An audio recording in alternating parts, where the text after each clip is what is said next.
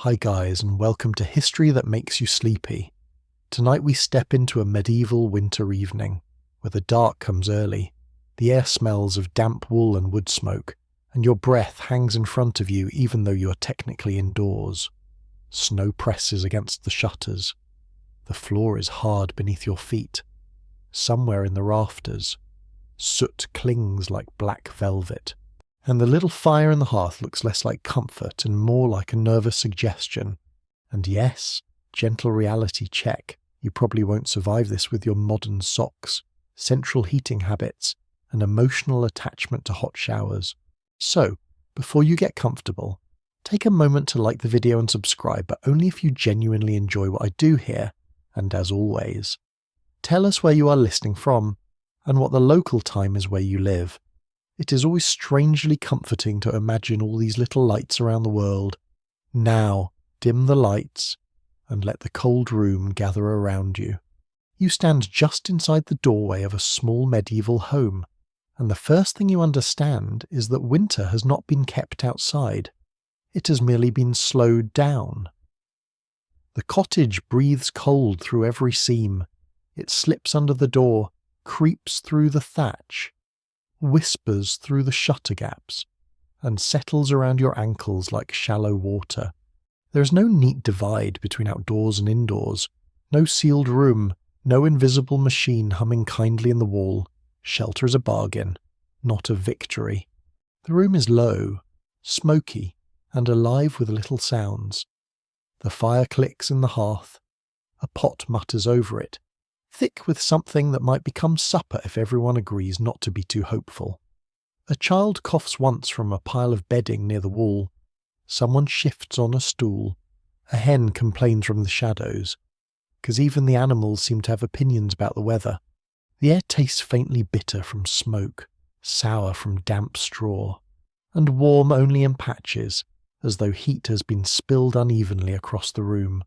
A reliable fact from medieval household life is that many ordinary rural homes centered their warmth, cooking, light, and social life around a single hearth. That hearth was not a charming decoration. It was the heart, lungs, kitchen, lamp, drying rack, an emotional support system of the home. Without it, the room becomes a storage box for shivering people. With it, the room becomes survivable, but not comfortable in any modern sense. You do not relax beside this fire, you negotiate with it. Step closer, and your front warms while your back remains cold. Turn around, and the bargain reverses. Your face tightens from the heat, while your shoulders prickle. Smoke slides upward, but not all of it leaves. Some wanders, hesitates, and settles at eye level, just rude enough to sting. You blink, your eyes water, the people around you barely react. They've grown up inside this smoky breathing space, where winter warmth comes mixed with soot and coughing. The walls around you are not the smooth, sealed surfaces your hands expect. They may be wattle and daub, timber, rough stone, clay, or some humble combination of whatever local materials time, labour, and permission have allowed. Touch one, and it feels cold, slightly damp and uneven. It does not promise you safety. It promises that the wind will have to work a little harder. A small detail that feels almost strange to modern minds is that darkness itself changes the temperature of the room. Once daylight fades, work slows, movement decreases, and the small glow of fire becomes the main point around which everyone gathers. In some homes, rushlights or simple lamps offer faint light. But fuel for light is another expense, another calculation, so the cottage falls into a kind of brown and orange twilight. Faces appear and vanish, hands move near the pot, shadows climb the rafters. The cold is not just felt on the skin, it changes how far you can see. You can hear the roof above you absorbing the weather. Snow does not fall loudly at first.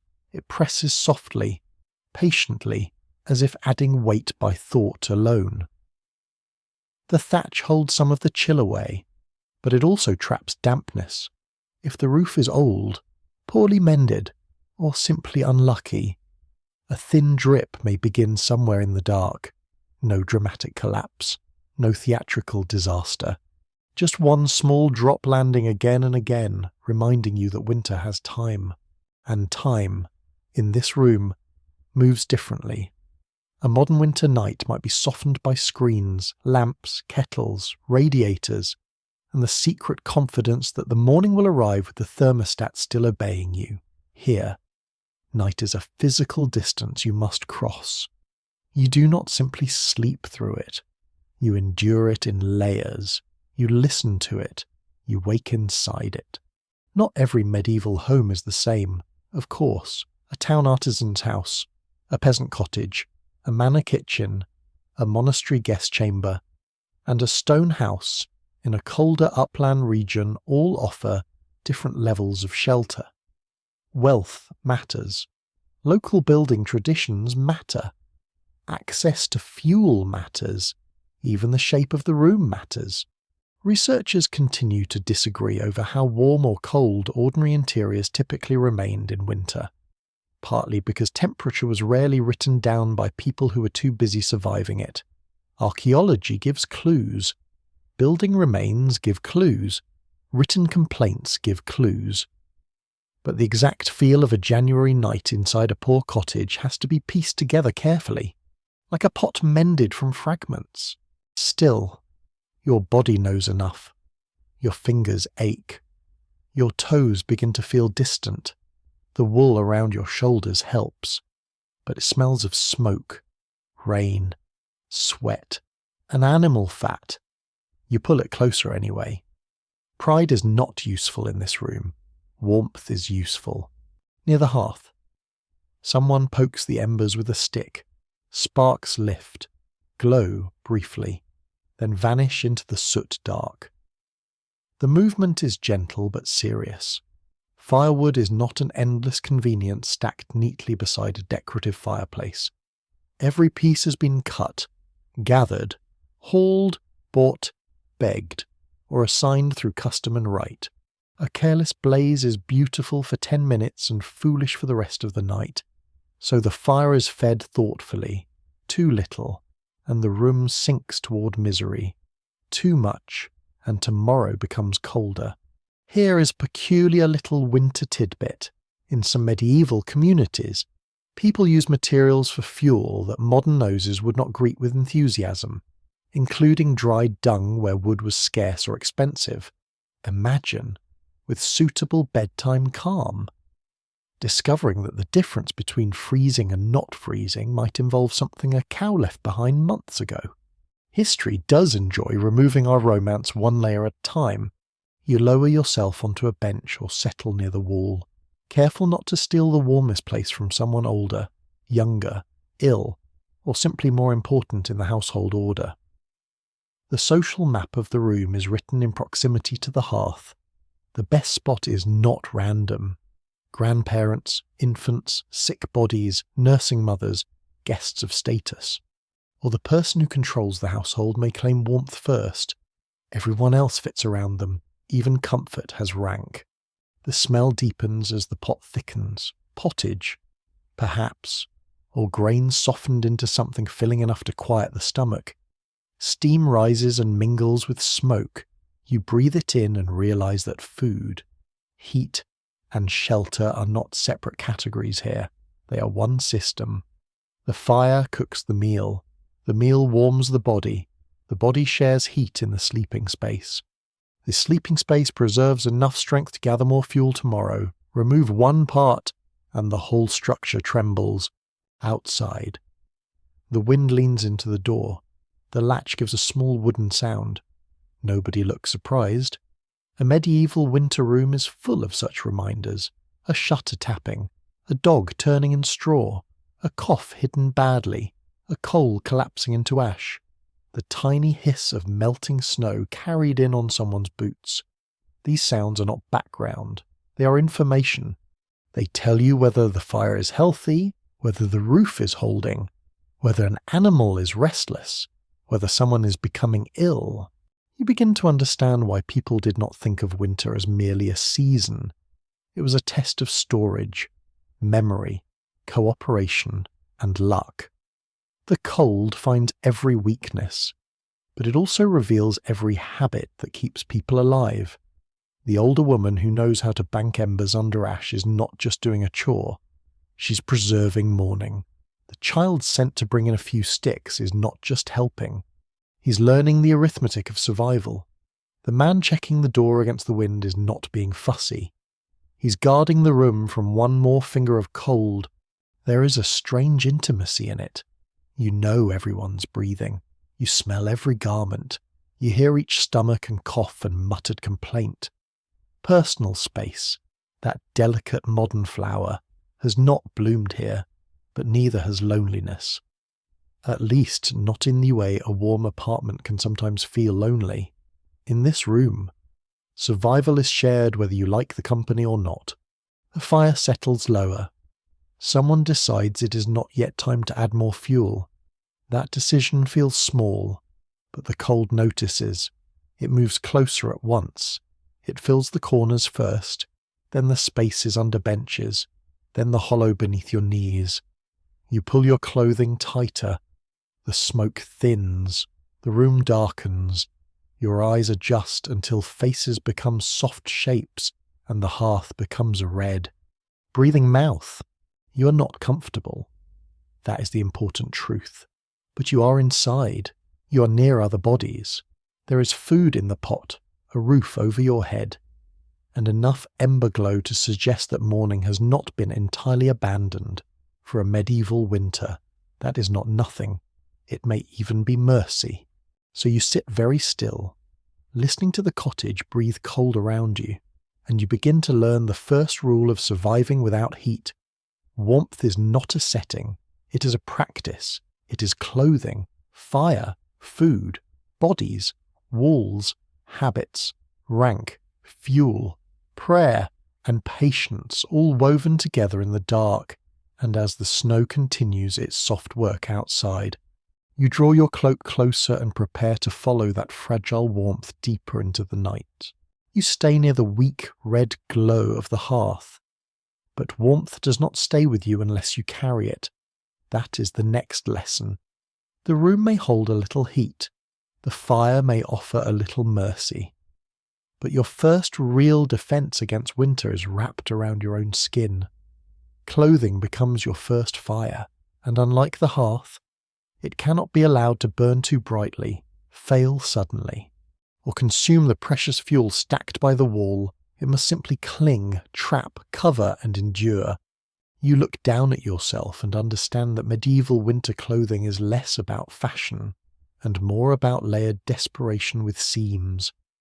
Linen sits closest to the body, not because it feels luxurious, but because it can be washed more often than outer wool and helps keep some sweat away from the skin. Over it comes wool, thick or thin depending on your means, your region, your household skill, and your luck. Wool is the great winter companion. It keeps warmth even when damp better than many plant fibres.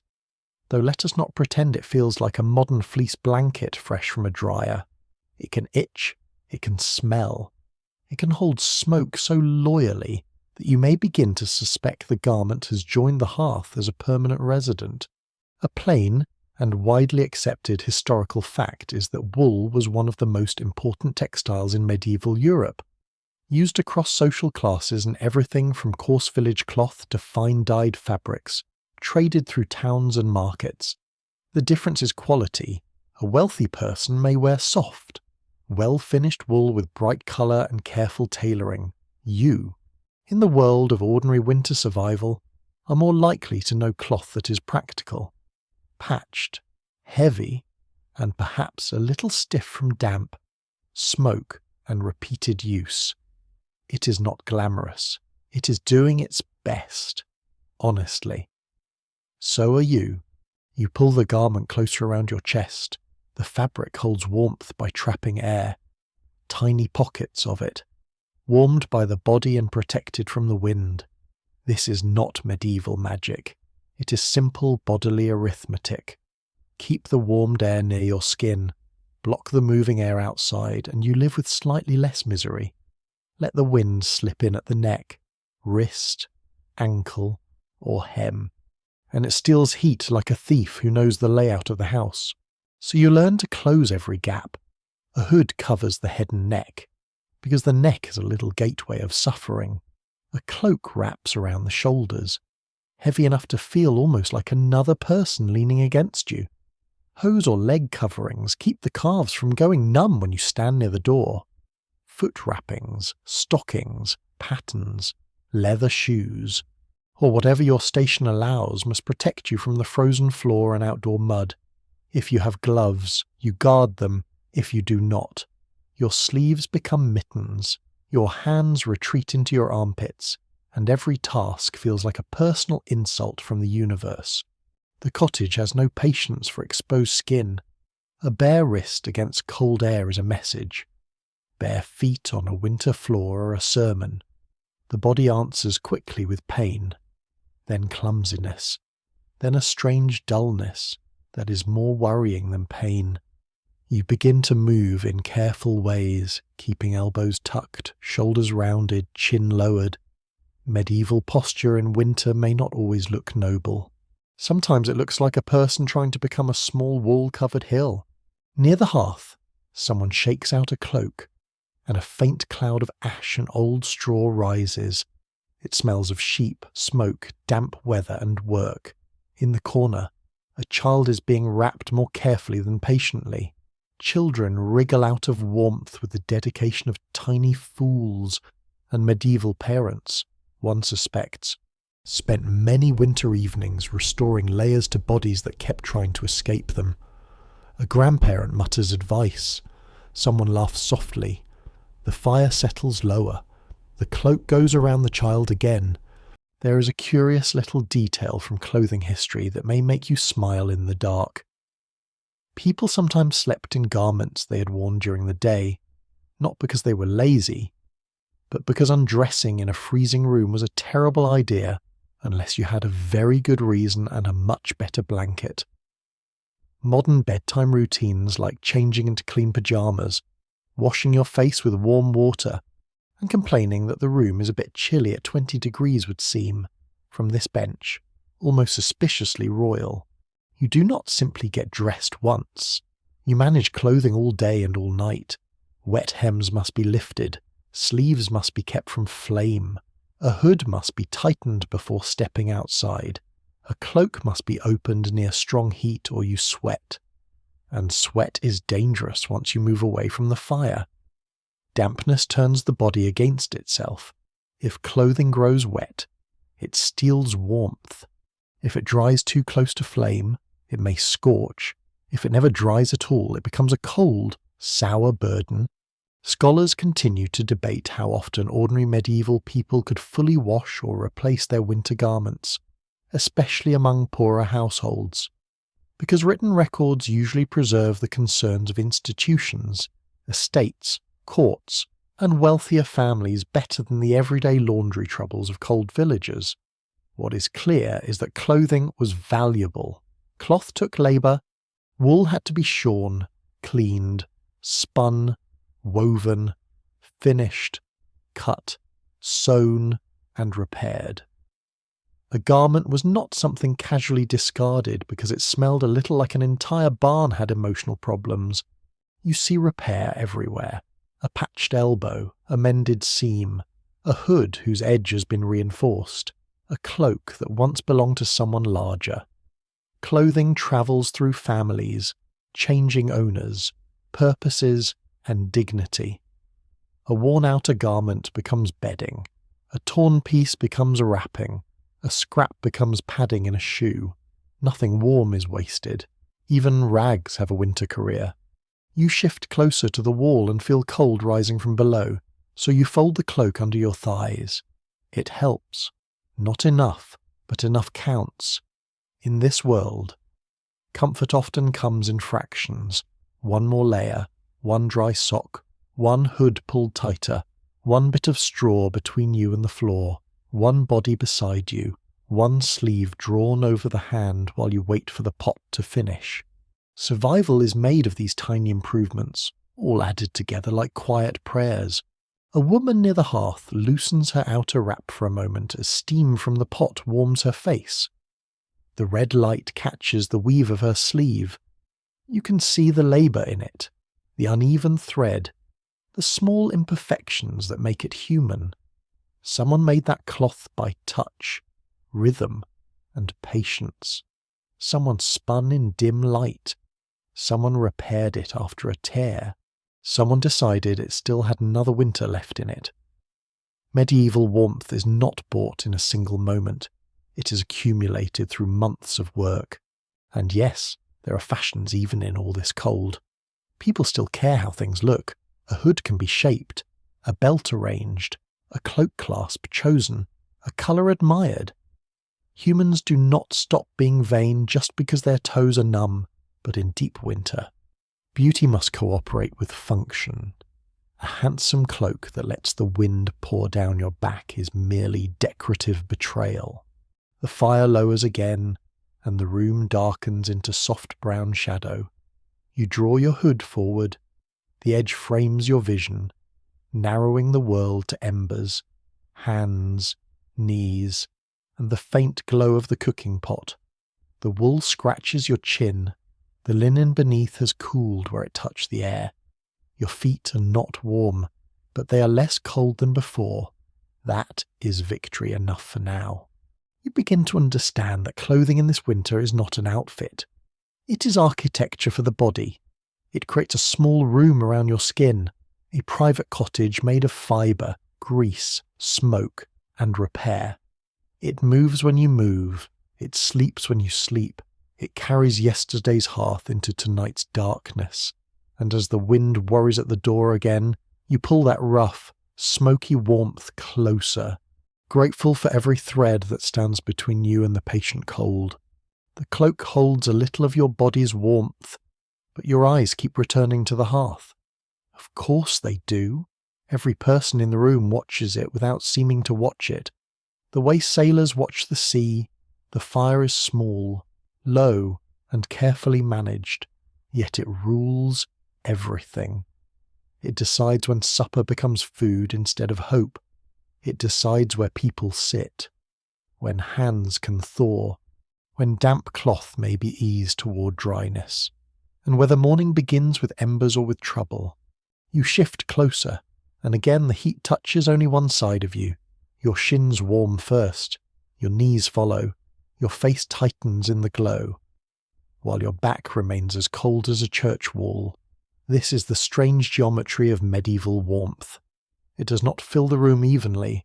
It gathers in a shallow circle, strongest near the hearth, weaker with every step away.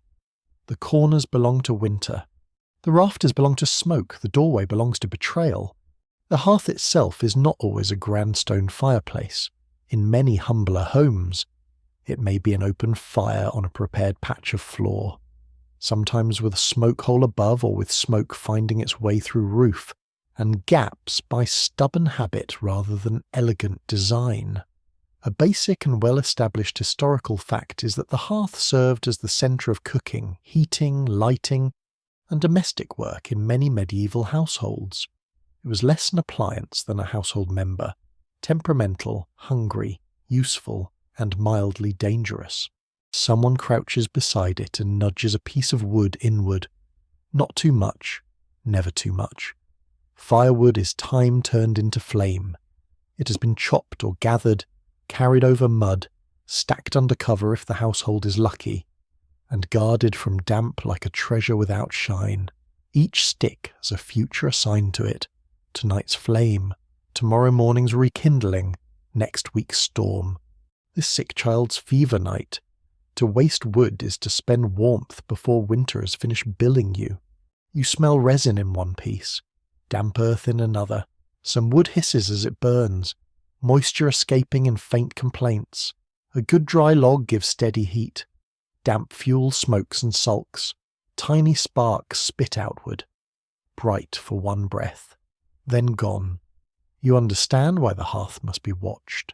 An open fire gives life. But it is never harmless. Straw, rushes, clothing, thatch, and wooden furnishings all live nearby. Medieval homes do not need dramatic fantasy dragons. They already contain a small, hungry creature in the middle of the floor. Across the room, a pot hangs or rests where the heat can reach it. Its contents blur with steam. Pottage thickens slowly, accepting whatever the household can spare. Grain, beans, leeks, onions, herbs, perhaps bits of preserved meat if fortune has not been too stern. The pot is patient, it has to be. Cooking over a hearth demands adjustment, attention, and experience. Move it nearer, and it may scorch, move it away. And supper remains stubbornly unready. The cook reads heat by eye, smell, and habit, not by numbers glowing on a modern stove. A quirky little detail of hearth life is that ash was not merely waste. Wood ash could be used in cleaning, in making lye, in certain craft processes, and in managing the fire itself, so that soft grey powder under the embers, the thing your modern mind might call dirt, still has work to do. Medieval households are very good at making usefulness continue after dignity has left. You watch as the embers are drawn together. The older hands in the room know the fire's moods. They know when flame is needed and when ember heat is enough. They know how to rake ash over living coals so they may last until morning. This is not laziness. This is memory made practical. If the fire survives the night beneath ash, the next day begins with coaxing rather than crisis. If it dies completely, someone must borrow flame, strike sparks, or build the fire anew with cold fingers and a temper that probably does not improve the process. Historians still argue whether ordinary medieval interiors were generally as smoky and dim as popular imagination suggests, because building types varied so much across region, wealth, and period. Some houses had better smoke outlets, raised hearths, or improved arrangements. Others must have been bitterly smoky, especially in bad weather when draught behaved badly. But standing in this room tonight, blinking as smoke folds under the roof, you do not need the final academic verdict to know that comfort is not winning by a large margin. The hearth shapes the family's rhythm before dawn. It must be revived. At morning, it cooks and warms. At midday, it may be allowed to settle if work carries people outdoors. In evening, it becomes the gathering place again. Tools are mended near it. Shoes are dried near it. Wool is teased. Thread is spun. Stories are told. Children are scolded. Prayers are muttered. And complaints are aired with the softness of people too tired to argue properly. You notice that even silence behaves differently beside fire. Without it, the room would be black and cold, full of unseen corners. With it, everything is half revealed. A hand moves through orange light. A face bends over a bowl. Smoke makes the air visible. The rafters glow and vanish. The smallest movements matter. Someone reaches out to warm a palm, then turns it over slowly, as if roasting a piece of bread. Another person lifts a damp stocking toward the heat and is warned not to hold it too close. Nobody wants the evening's entertainment to be one sock-catching fire. The floor near the hearth is the most contested ground in the cottage. It is where the warmth lives. But it is also where work happens. You cannot simply sprawl there like a spoiled house cat. Though the idea has merit. People pass through with bowls, tools, fuel, wet garments, and sleepy children. The best place must be shared in turns. The old and the young take priority when kindness wins. Rank and temper take priority when kindness takes a little nap. As the pot is stirred, steam rises in a fragrant cloud. It softens the smoky air for a moment. Your stomach answers with a quiet pull. Hunger and cold are intimate companions. When the body is cold, food feels like fuel in the most literal way. Warm food is not just pleasure. It is heat entering from within. The hearth cooks that heat into being. Without it, grain remains hard, water remains icy, and the night becomes longer than thought. Now the fire dips low enough that conversation also lowers. No one says the room is getting colder. Everyone knows. Someone adds another piece of wood after a pause long enough to prove restraint. The flames accept it slowly, licking, darkening, then brightening along the edge. The room exhales. Shadows move outward. Your hands feel the change before your face does. This is the hearth's power. It turns effort into warmth, but only briefly. It grants a circle of life that must be tended again and again. It asks for fuel, skill, caution, and attention. It forgives some mistakes and punishes others. It is kitchen, heater, lamp, clock, gathering place, hazard, and hope. You sit within its reddish breath and understand why people speak softly near it, why they guard embers, why they save ash, why they judge wood, why they wake in the night to check the glow. The hearth is not background. It is the fragile sun of the household, and while snow keeps pressing its patient weight against the roof, you lean toward that small domestic sun, knowing that every spark between you and the dark must be cared for until morning. The fire continues its careful work, but the walls remind you that a hearth cannot do everything. Heat rises, smoke wanders, bodies gather, wool traps what it can. And still the cottage leaks weather like a tired old boat leaks water. You feel it most clearly when the wind changes. One moment the room is merely cold. The next, a narrow thread of air slips through a crack near the shutter and touches your cheek with the precision of a wet finger. You turn toward it without meaning to. Everyone does. A small draught has entered the room, and although it is invisible, it seems almost rude. It moves across the packed floor, finds ankles, lifts ash scent from the hearth, and makes the flame lean sideways. The cottage answers with little sounds. Timber creaks. Thatch rustles. A loose shutter gives a soft wooden tap. Somewhere above, a straw edge whispers against another straw edge. The whole building feels alive, but not in a cosy fairy tale way. More like a weary animal trying to keep breathing through the storm. A solid piece of historical knowledge worth holding on to is that medieval houses varied enormously by region, wealth, and available materials. Some people lived within stone walls, others in timber-framed structures, others behind wattle and daub, turf, clay, or rough planks. Roofing could be thatch, shingles, tiles, turf, or stone slabs depending on place and status. There is no single medieval house, just as there is no single medieval winter. Yet for ordinary people, the goal is often the same. Keep enough weather out to live. Not all of it. Enough. You touch the wall again, if it is wattle and daub. Beneath the surface is a woven lattice of sticks covered with clay, straw, dung, lime, or other local mixtures. If it is stone, the surface may feel colder, stronger, more permanent, but not necessarily kinder. Stone can hold chill with impressive dedication. If it is timber, it swells, shrinks, cracks, and remembers every season. Whatever it is made of, the wall is less a sealed barrier than a negotiation between hands, materials, time, and weather. There may be no glass in the small window openings of a poor home. Perhaps there are wooden shutters, perhaps oiled cloth or horn in better circumstances, perhaps a simple opening that is closed as well as possible when snow comes sideways. The shutter does not seal like a modern window, it blocks the worst of the wind, which is not nothing.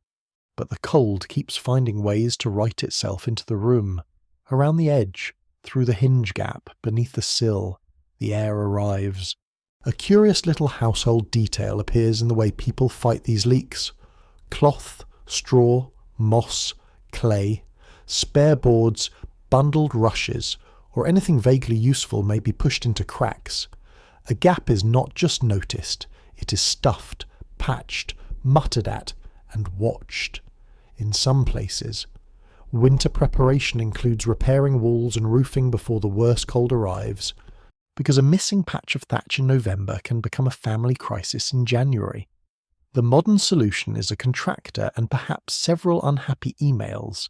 Here, the solution is hands, neighbours, tools, and hoping the weather allows time.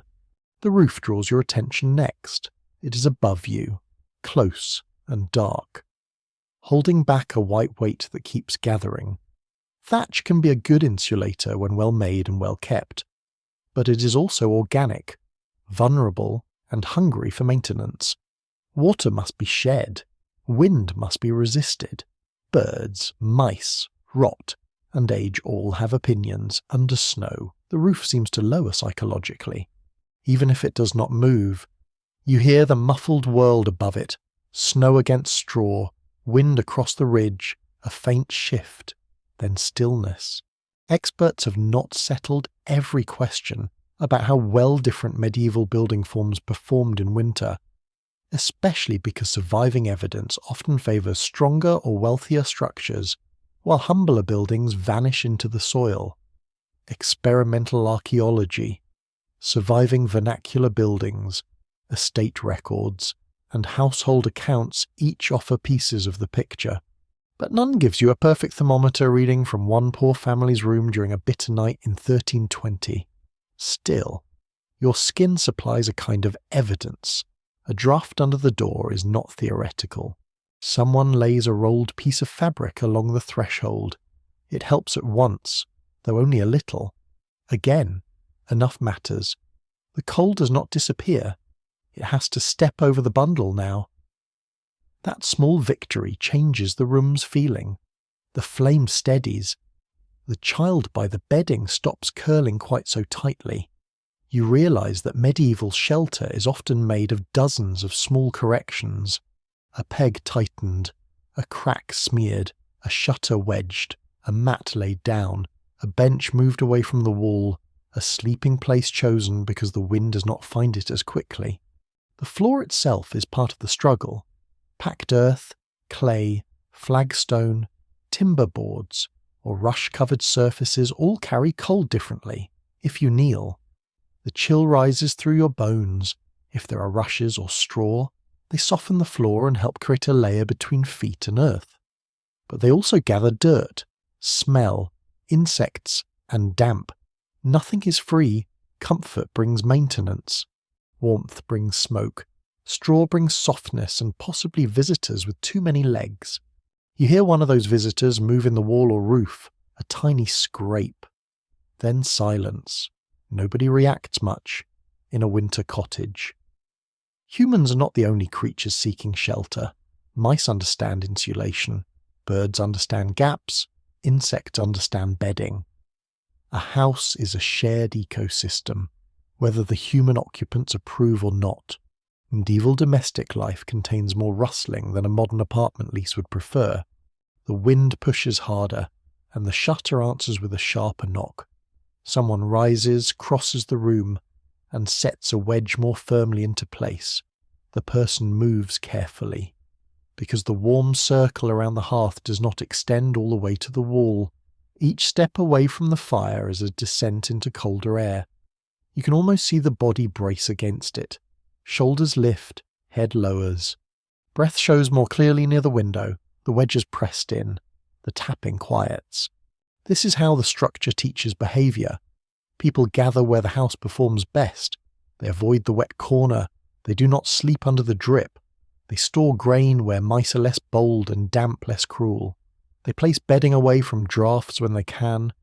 They hang garments where smoke and heat might dry them without turning them into sparks. A home is not just built once. It is read every day, and the reading is social. The older members know which wall chills first. They remember where the roof failed 3 winters ago. They know which side catches the east wind and which corner smells of mould after rain. A young person learns by being told, then by being cold enough to remember. Do not sit there. Move the stool. Put the bundle by the door. Keep the straw off that patch. Mind the shutter. Every instruction sounds small, but small instructions build survival. Outside, the snow keeps arriving with calm persistence. Inside, the room resists in fragments. The hearth offers heat. Wool holds it. Bodies share it. Walls slow the wind. Roof straw carries the burden. Door bundles block the worst gap. None of these defences is complete. Together, they make a livable pocket in a dangerous season. You sit back down near the warmer side of the room and notice how quickly gratitude becomes practical. You're grateful for a wall that leaks less than open air, grateful for a roof that groans but holds, grateful for a shutter that knocks instead of flying loose. Medieval winter does not ask whether you are comfortable. It asks whether enough things are still working. The cottage breathes again. Cold enters, heat answers, smoke rises, bodies shift, and somewhere above, the thatch carries its white burden into the dark. You pull your cloak close, remember the ember glow behind you, and begin to understand that shelter is not a solid promise. It is a fragile truce between people and weather, renewed every night, one patched crack at a time. The walls keep arguing with the wind. The hearth keeps answering in its low red voice, and now the pot begins to matter more than the flame itself. Hunger rises quietly at first. It does not announce itself like pain. It simply takes up space inside you. A hollow patience beneath the ribs. The cold makes it stronger. Every shiver spends something. Every tense muscle asks for fuel. In a room without true heat, food becomes another kind of fire, one that must be swallowed slowly and shared carefully. You watch the pot as if it contains a small future. Steam lifts from it and curls into the smoky air, softening the smell of ash with the onion, grain, and old iron. The mixture inside is plain, thick, and forgiving. Pottage is the kind of food that accepts whatever the household can spare and does not ask embarrassing questions.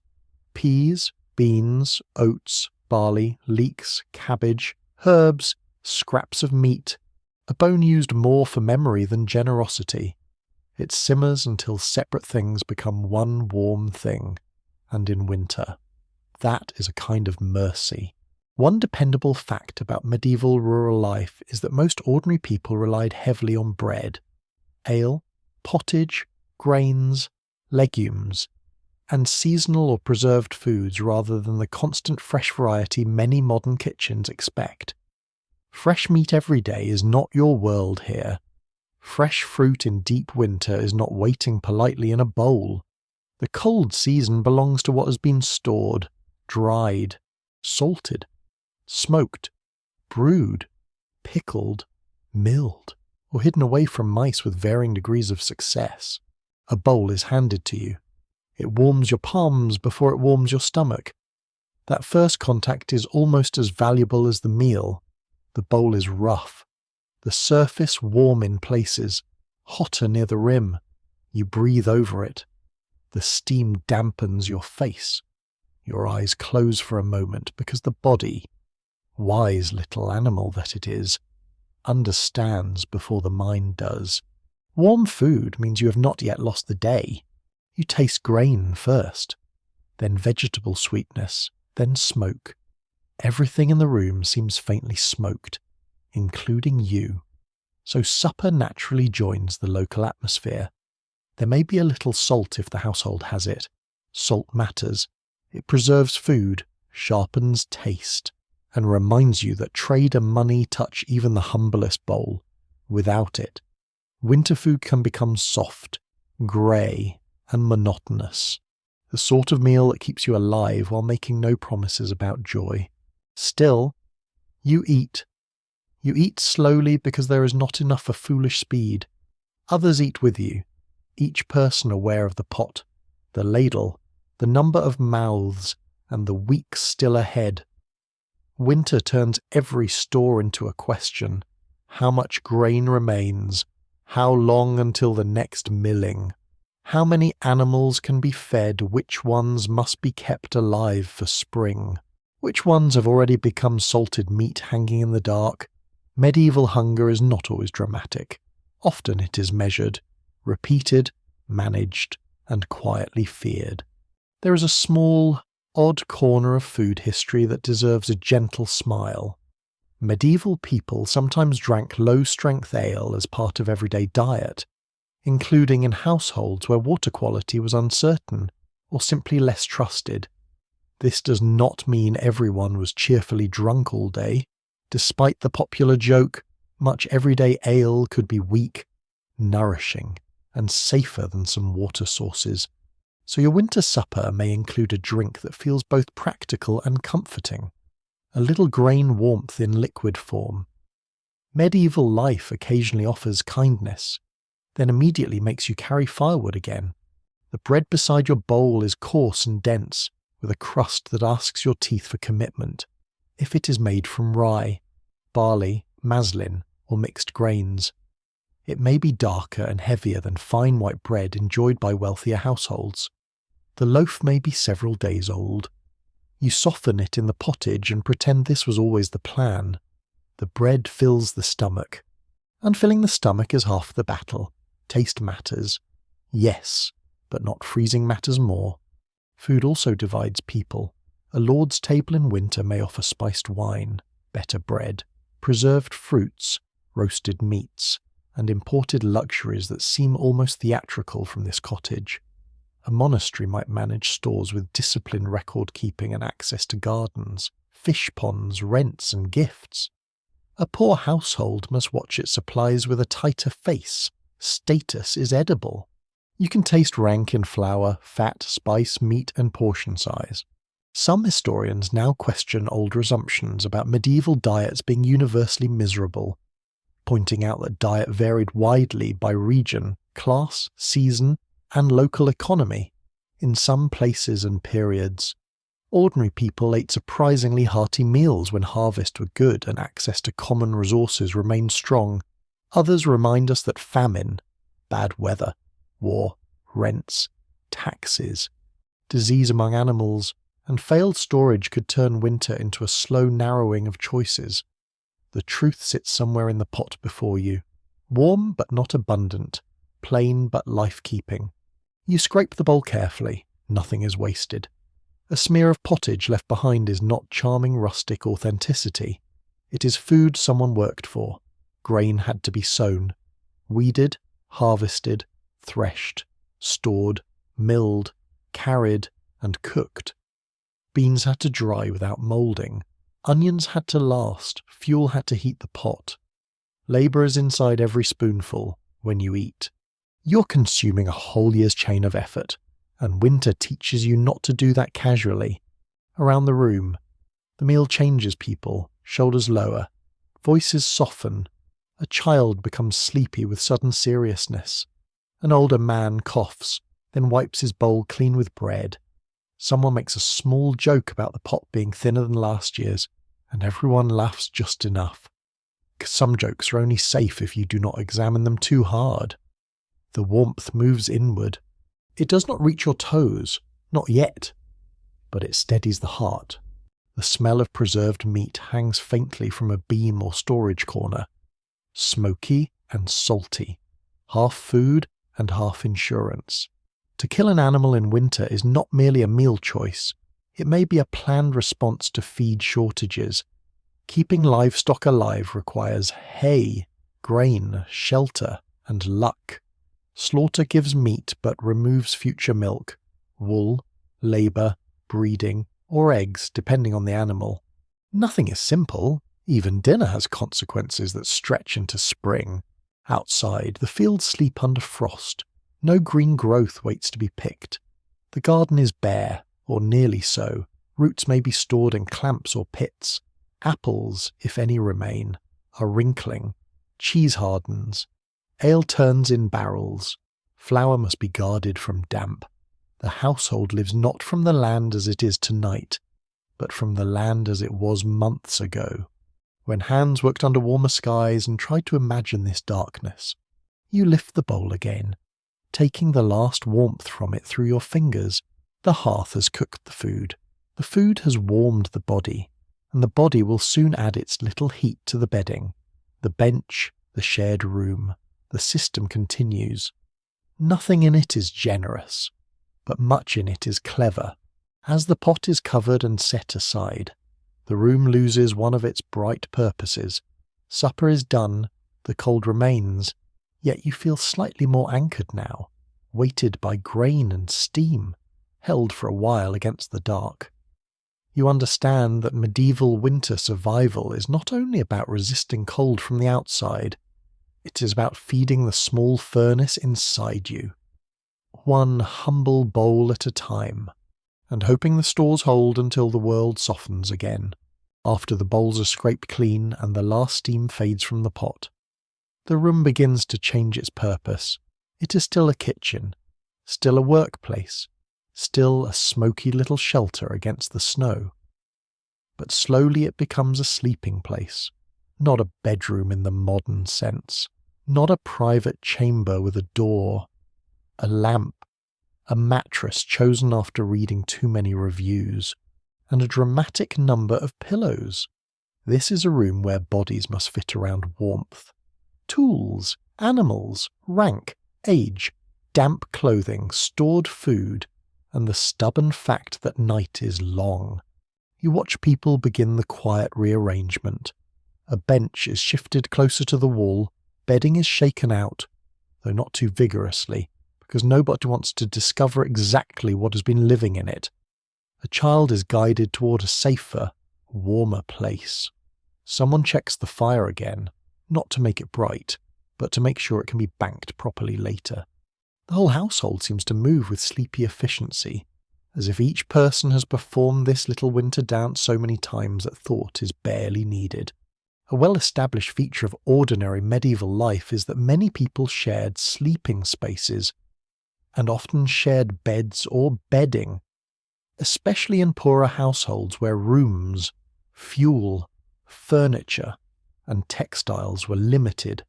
Privacy, as you understand it, is not the foundation of daily life here.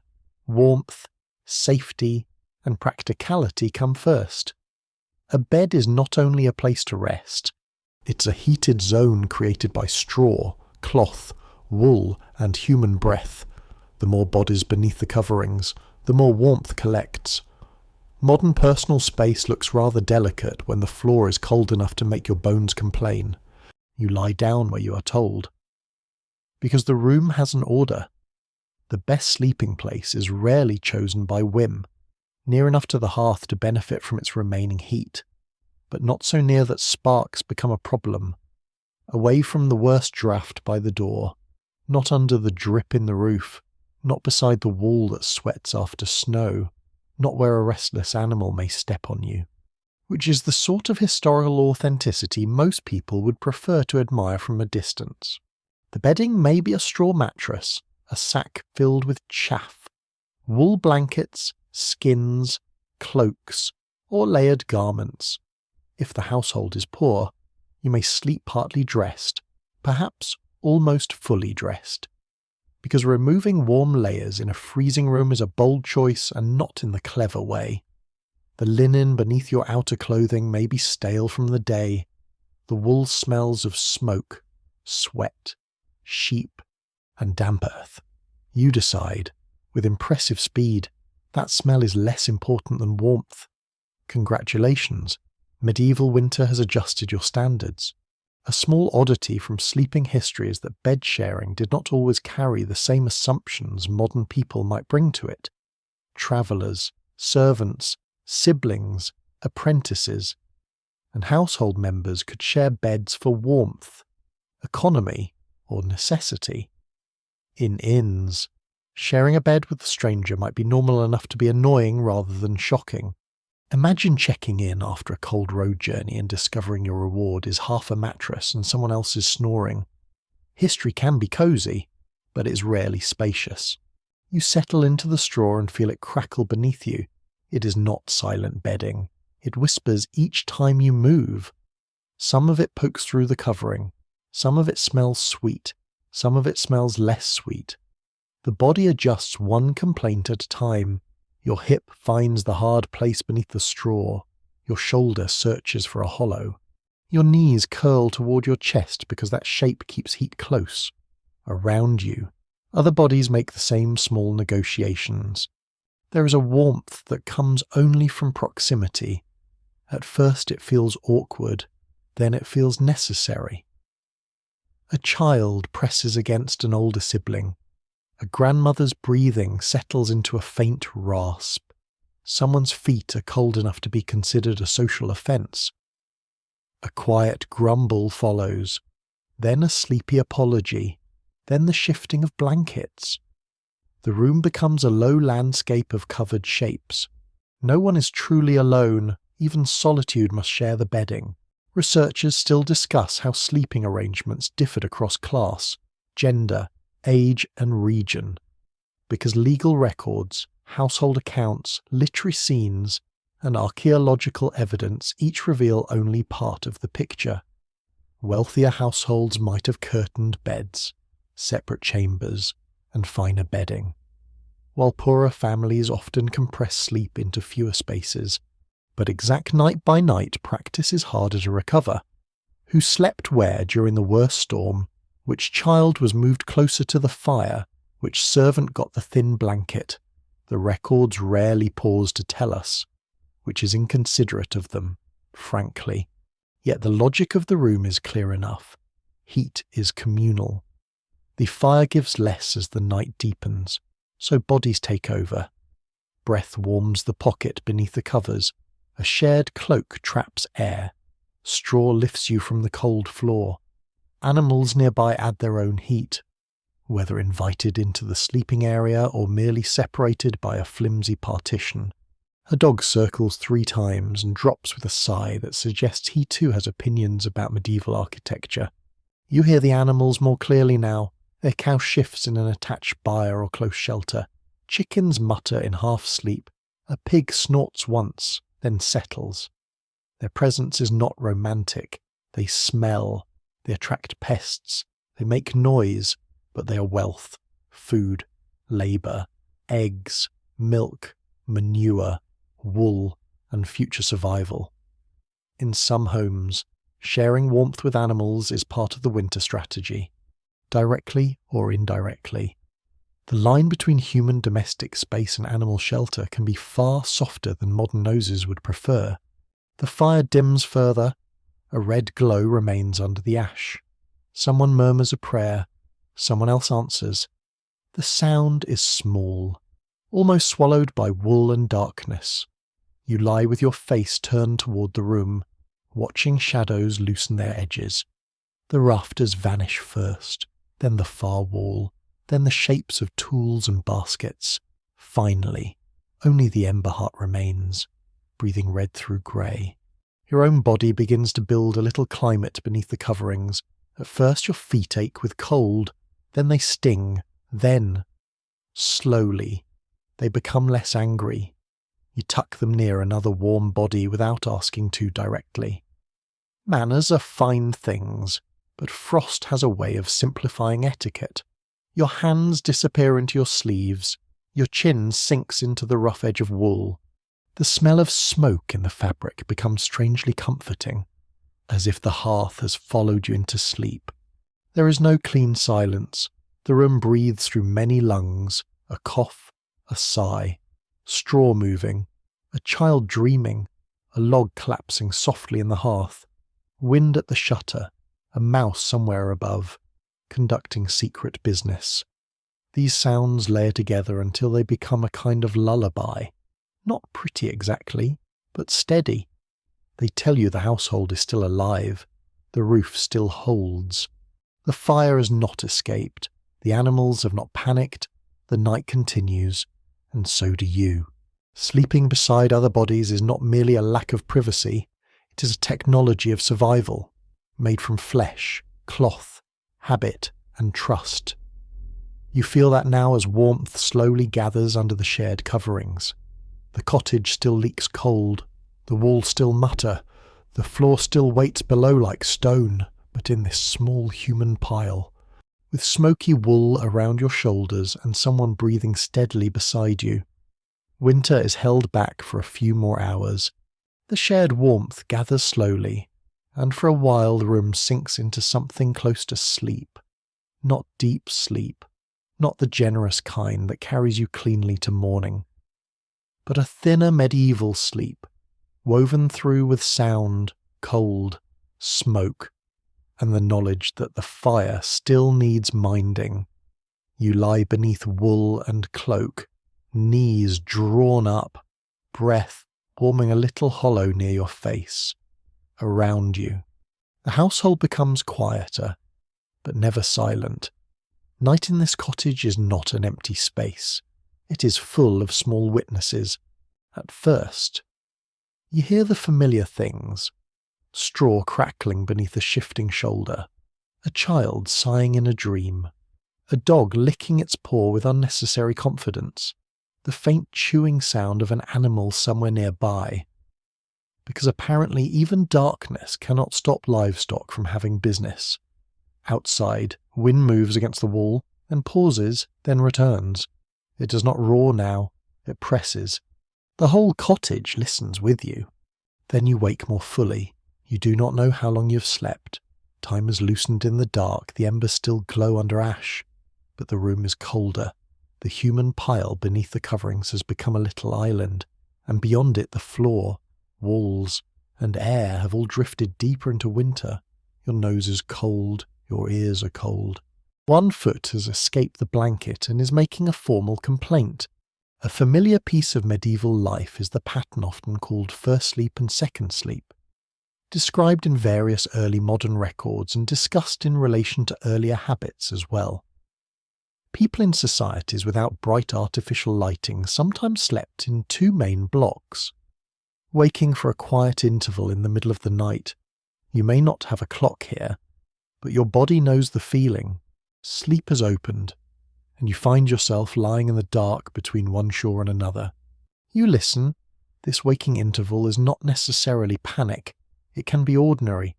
Someone turns over and murmurs a prayer. Someone else rises carefully, trying not to step on a sleeping child, a tool, or any creature with teeth. The person moves toward the hearth, and you hear the soft scrape of ash. The embers are being checked. This is one of those acts so small that a later age might ignore it. But tonight it matters greatly. Morning depends on the red life hidden in grey powder. The hearth gives a faint answering glow when stirred. For a moment the room returns in fragments. A hand, a sleeve, the curve of a pot, a hanging bundle, the wet shine of someone's eye. Then ash is drawn over the coals again, preserving rather than spending. The night is not finished, and nobody sensible invites the fire to feast too early. There is an unusual little belief tucked into medieval nightlife that feels very human. Many people treated the hours of darkness as spiritually crowded, a time when dreams, demons, saints, ghosts, temptation, and warnings might seem nearer than they did at noon. A bad dream was not always shrugged off as too much supper, though to be fair, too much pottage would be a bold explanation in a household where no one has too much of anything. Night gave the imagination room to stretch its cold fingers. You lie still and feel that possibility. The rafters above you are invisible now, but you know they are there, blackened with smoke. The walls are close, yet the darkness makes the room feel both smaller and larger. Smaller because bodies and blankets hold you in place. Larger because the unseen corners seem to deepen. Is that a mouse, a spirit, a branch, a dream, or just the building having opinions? The medieval mind does not always divide these things as sharply as a modern one, and honestly, at 3 a.m. in a freezing smoky room, modern certainty begins to look rather overconfident. Specialists still debate how far segmented sleep can be projected back into the Middle Ages across regions and classes, since the richest written evidence often comes from later periods and from people who left records. Yet the conditions that encouraged broken sleep are easy to feel here. Long winter darkness, dim lighting, banked fires, cold rooms, animals nearby, the need to pray, nurse children, relieve oneself, check embers, or calm a restless beast. Your sleep is not a sealed private event. It belongs to the household. A baby stirs, then fusses. The sound is soft at first, then sharper. Someone gathers the child under a wrap, murmuring words you cannot quite hear. A breastfed infant, a sick child, an old person with aching joints, a servant needing to rise early, a woman thinking through tomorrow's bread, a man worrying over fodder. All of them may wake in this same dark pocket. The night holds practical fears as well as supernatural ones. Outside, something knocks against the wall. Once, then again, you freeze because the body wakes faster than the mind. The dog lifts its head for several breaths. No one moves. Then the sound comes again, and it is only the shutter rope, or a loose branch, or the wind playing its deeply irritating little game. The dog settles with a sigh, clearly disappointed that no heroic barking was required. The cold deepens around the edges of the bedding. You draw your foot back under the covers and press it carefully against warmer cloth. Someone grunts. You pretend not to hear.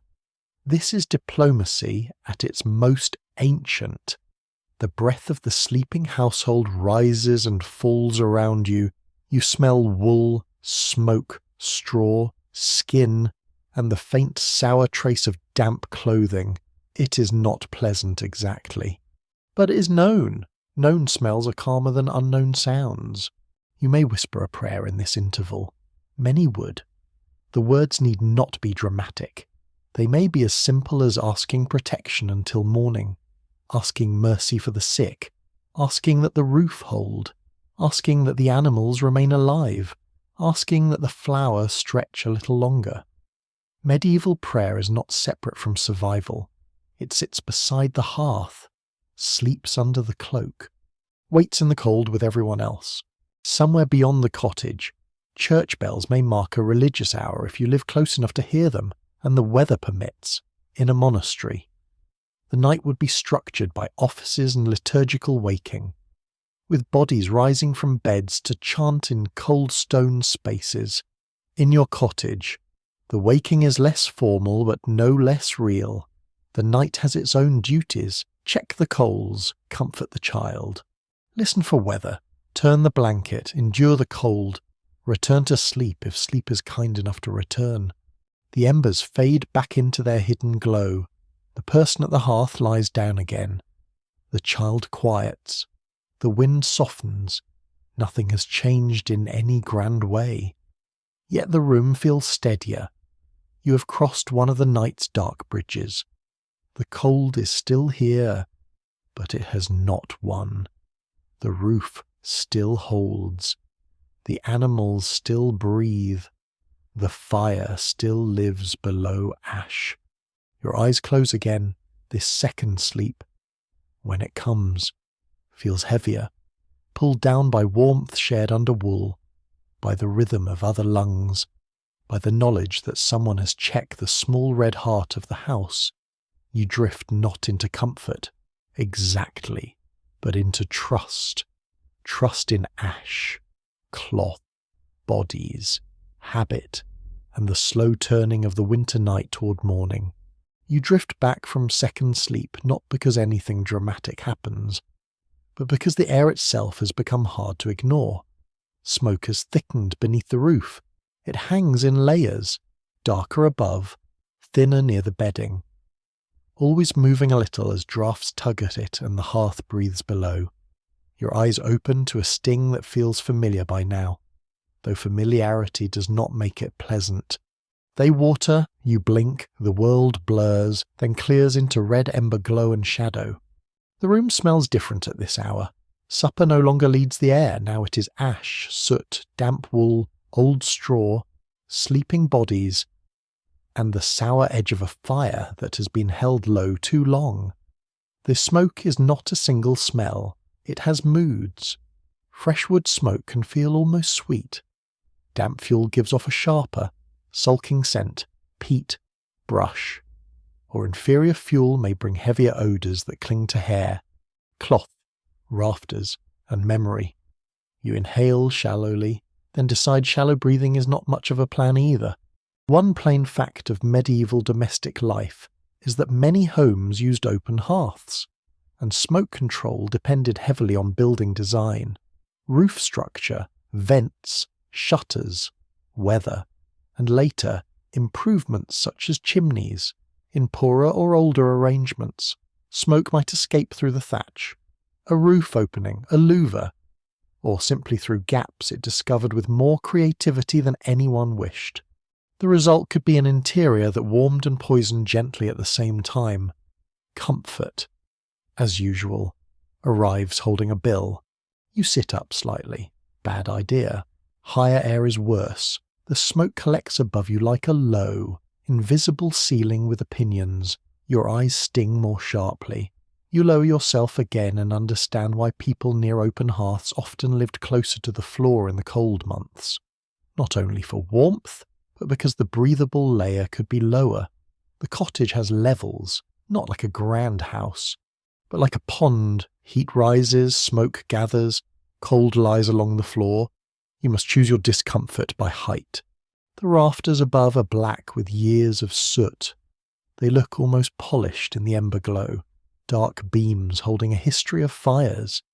Every winter night has written itself there, every pot of pottage, every damp log, every cautious ember banked under ash, every storm that forced smoke back into the room.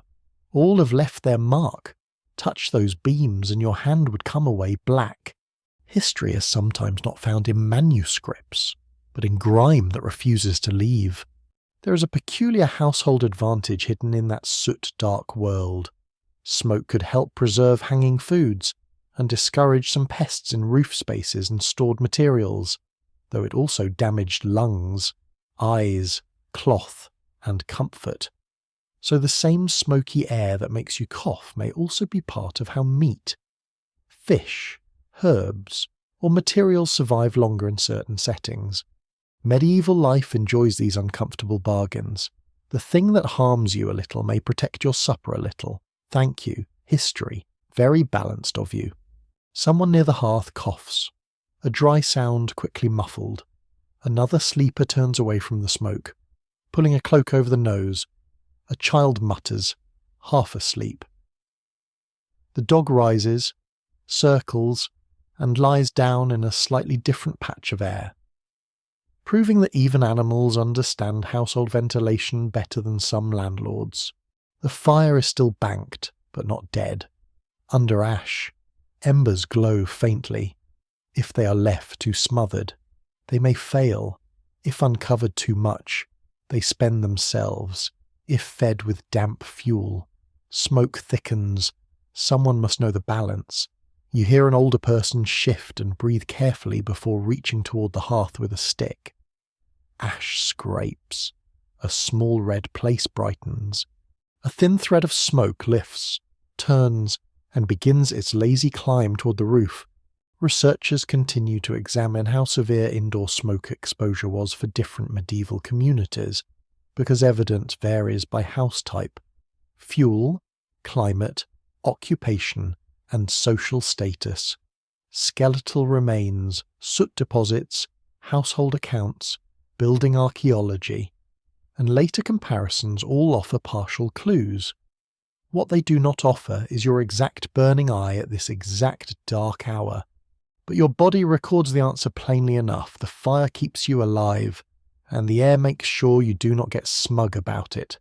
You rub your eyes with the back of your hand, then regret it. Your hand smells of wool and smoke. Your sleeve smells of wool and smoke. The bedding smells of wool and smoke. At this point, smoke is less a smell than a relative who has moved in permanently and refuses to help with chores. It sits in your hair, it enters your clothing, it settles into wooden bowls, blankets, storage baskets, and the thatch above. If you travelled away from this cottage tomorrow, people might know where you had been before you said a word. Yet nobody throws open the door for fresh air. That would be madness. Fresh air is out there, certainly. But it is attached to the rest of winter. Open the door too long, and the cold pours in, flattening the warmth everyone has built through wool, food, bodies, and embers. Ventilation is another negotiation. A shutter may be cracked briefly. A roof vent may be managed if the house has one. The door may open for a necessary task, then close quickly. Air must be improved without surrendering the room to frost.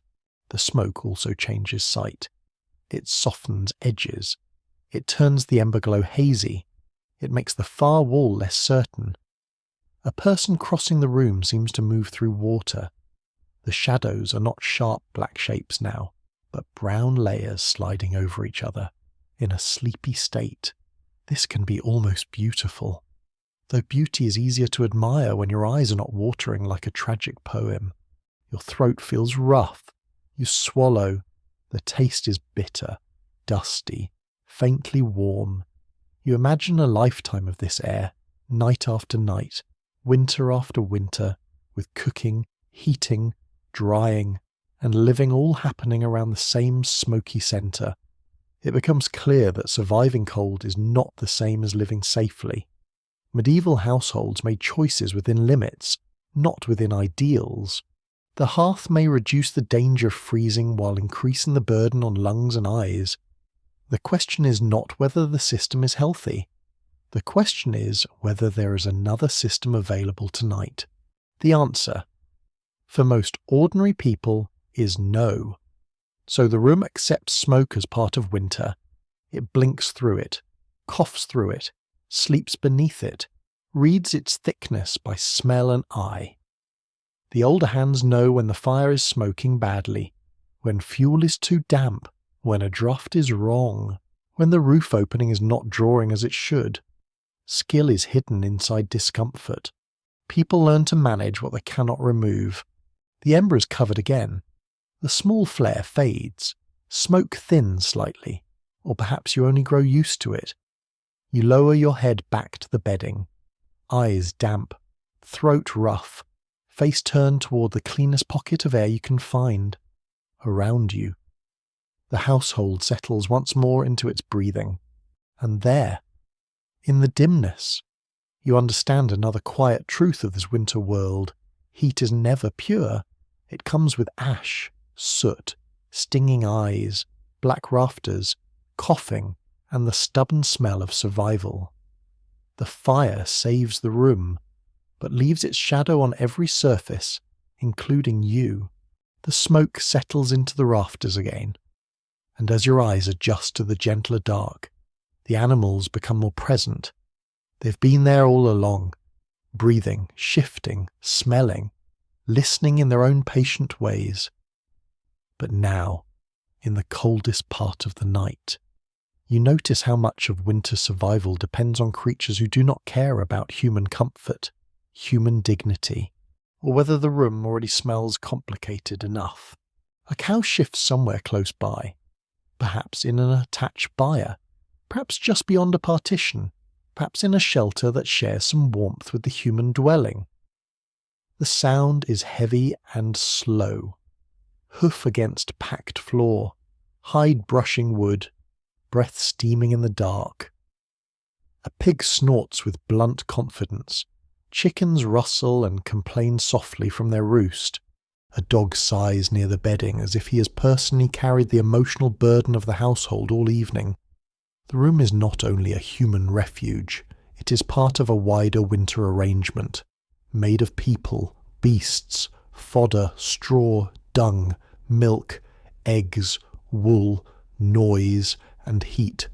A reliable fact from medieval rural life is that livestock was central to household survival, providing food, labour, fibre, manure, transport, and future wealth. A cow is not just a cow. She may be milk, calves, manure for fields, status, debt payment, and hope with horns. A sheep may be wool, meat, milk in some regions, skins, and another living investment against hunger. Chickens turn scraps into eggs when conditions allow. Pigs transform woodland forage and household waste into meat, though they bring their own strong opinions and aromas to the social contract. You hear the cow breathe again, And the warmth of that breath matters. Not enough to make the cottage cosy. No, let us not become sentimental and pretend one cow transforms a medieval winter home into a spa.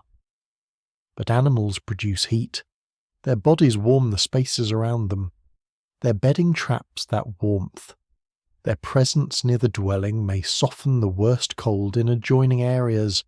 In some arrangements, humans and animals live very close together through winter because separation can be wasteful when both sides need shelter. The smell is undeniable. Warm animal breath, damp hide, manure, old straw, sour feed, feathers, leather, and smoke fold together into a thick domestic atmosphere. Modern noses may object. Medieval noses, while not magically immune, are trained by necessity. The question is not whether the smell is pleasant. The question is whether the animal survives until spring, whether there will be milk, whether there will be eggs, whether manure will enrich the fields, whether the family can avoid losing wealth in the shape of a frozen beast. There is a strange little winter practice in many farming communities, though details vary by place, where animals were sometimes kept under the same roof as people or in closely connected lower spaces, especially in colder regions or certain house types. Later longhouses and byre dwellings show this logic clearly in parts of Europe. Imagine lying under smoky wool while a cow shifts nearby and realizing this is not an accident of poor housekeeping. It is a design choice, a survival compromise, and also, unfortunately, a smell choice. The dog lifts his head. Something has moved in the animal space. Perhaps a hoof scrape, perhaps a pig turning, perhaps a rat being too bold for its own good. The dog considers the matter, decides the household is safe enough, and lowers his head again. Good work, loyal guardian, very efficient management style. You begin to see that animals create another rhythm in the night. A child can be soothed back to sleep, but a hungry cow cannot be reasoned with elegantly. Chickens must be protected from foxes and cold. Sheep may need checking. A sick animal can ruin more than a night. It can damage the household's future. If a person wakes at some dark hour to listen, they are not only listening for storms or spirits, they are listening for distress in the byre, for a broken tether, for a cough that might mean illness, for a predator outside, for the sudden silence that feels wrong. Animal care in winter is a form of stored labour. The hay must have been cut and dried months earlier. Fodder must be rationed. Straw must be kept for bedding. Thatch, and uses that compete with one another. A beast that eats through supplies too quickly becomes a problem. A beast that is underfed may weaken and die. Every mouth in winter counts, even the ones with useful hooves. Scholars continue to discuss how common close human and animal cohabitation was across different medieval regions, since house forms, climate, wealth, and farming systems varied so widely. Some evidence points to attached byres and mixed domestic arrangements in certain places, while other settlements kept animals in separate barns, yards, or sheds. The exact degree of closeness changes from village to village, but the deeper truth is simple enough tonight. Animals are not scenery. They are part of the household economy and the winter body of the home. You lie still and listen to that larger body breathing. Human lungs under wool, cow lungs behind wood, dog lungs near the hearth. Chickens sleep in feathered clusters. The whole cottage seems to pulse softly against the cold. The warmth is uneven and impolite, but real. It comes with fleas, dung, noise, and risk, again. Medieval life offers a bargain and refuses to apologise for the terms. A hen stirs and gives a tiny half-cluck, then tucks herself back into sleep. Chickens are small miracles when you think about them long enough. They're also delicate, foolish, and deeply interested in dying in preventable ways. Keeping them through winter requires shelter from cold, damp, predators, and hunger. If they lay in the cold months, those eggs are precious. If they do not, they still represent future food either way. The household watches them with practical affection, not cuddly affection. Perhaps. More like please do not perish before Lent affection. The pig is different. The pig brings a sharper energy to the household. Even when half asleep, pigs can be valuable winter meat, especially after autumn fattening, when slaughter and preservation turn a demanding animal into salted stores. But if kept alive, a pig must be contained, fed, and tolerated. Its snout explores, its smell insists, its noises arrive without social grace. The pig does not care that you are trying to have a peaceful bedtime history experience. And then there are sheep. If they are part of this household's world, wool on your body begins as warmth on theirs. The cloak around you, the hose on your legs, the blanket near your face, all connect back to animal bodies, shearing, washing, spinning, weaving, mending. The animal is not only in the byre, it is around your shoulders, it is in the bed, it is in the household's trade, tax, rent, and survival. The cow shifts again, and someone wakes enough to listen. No one speaks. The sound settles. All is well enough. That phrase, well enough, may be one of the most medieval forms of comfort. Not perfect, not clean, not warm, but well enough. The fire glows faintly. The smoke hangs high. The animals breathe close by, turning feed and straw into heat, manure, noise, and tomorrow's worries. You understand now that surviving winter without heat is not a purely human achievement. It belongs to the entire living household. People and animals share shelter, labour, air, risk, and the long, slow project of reaching spring in the dark, under rough wool, with a scent of cow breath and ash in the room. That shared life feels heavy, humble, and strangely reassuring. The animals settle again, and the room grows still enough for sleep to return. But dawn arrives long before comfort does. It does not enter as golden light at first. It enters as a paling of the dark, a thin greyness around the shutter edges, a faint loosening of the black roof beams, a slow return of shapes. You wake because someone else is already moving. In a medieval winter household, warmth is never the first duty of morning, work is. Your body objects at once. The blanket has made a small pocket of heat around you, and outside that pocket the cottage waits with its old, cold patience. You know what must happen. You must leave the bedding. This is unfair. Obviously, history does not care. A shoulder emerges first, then an arm, then the rest of you, and the cold catches every exposed place with the enthusiasm of a tax collector. The air feels sharper than it did in the night. The fire is only ember and ash, not flame. The walls have cooled. The floor has remembered that it belongs to the earth. You pull your cloak around yourself before fully standing, because one does not greet medieval winter casually. Your joints feel stiff. Your fingers bend slowly.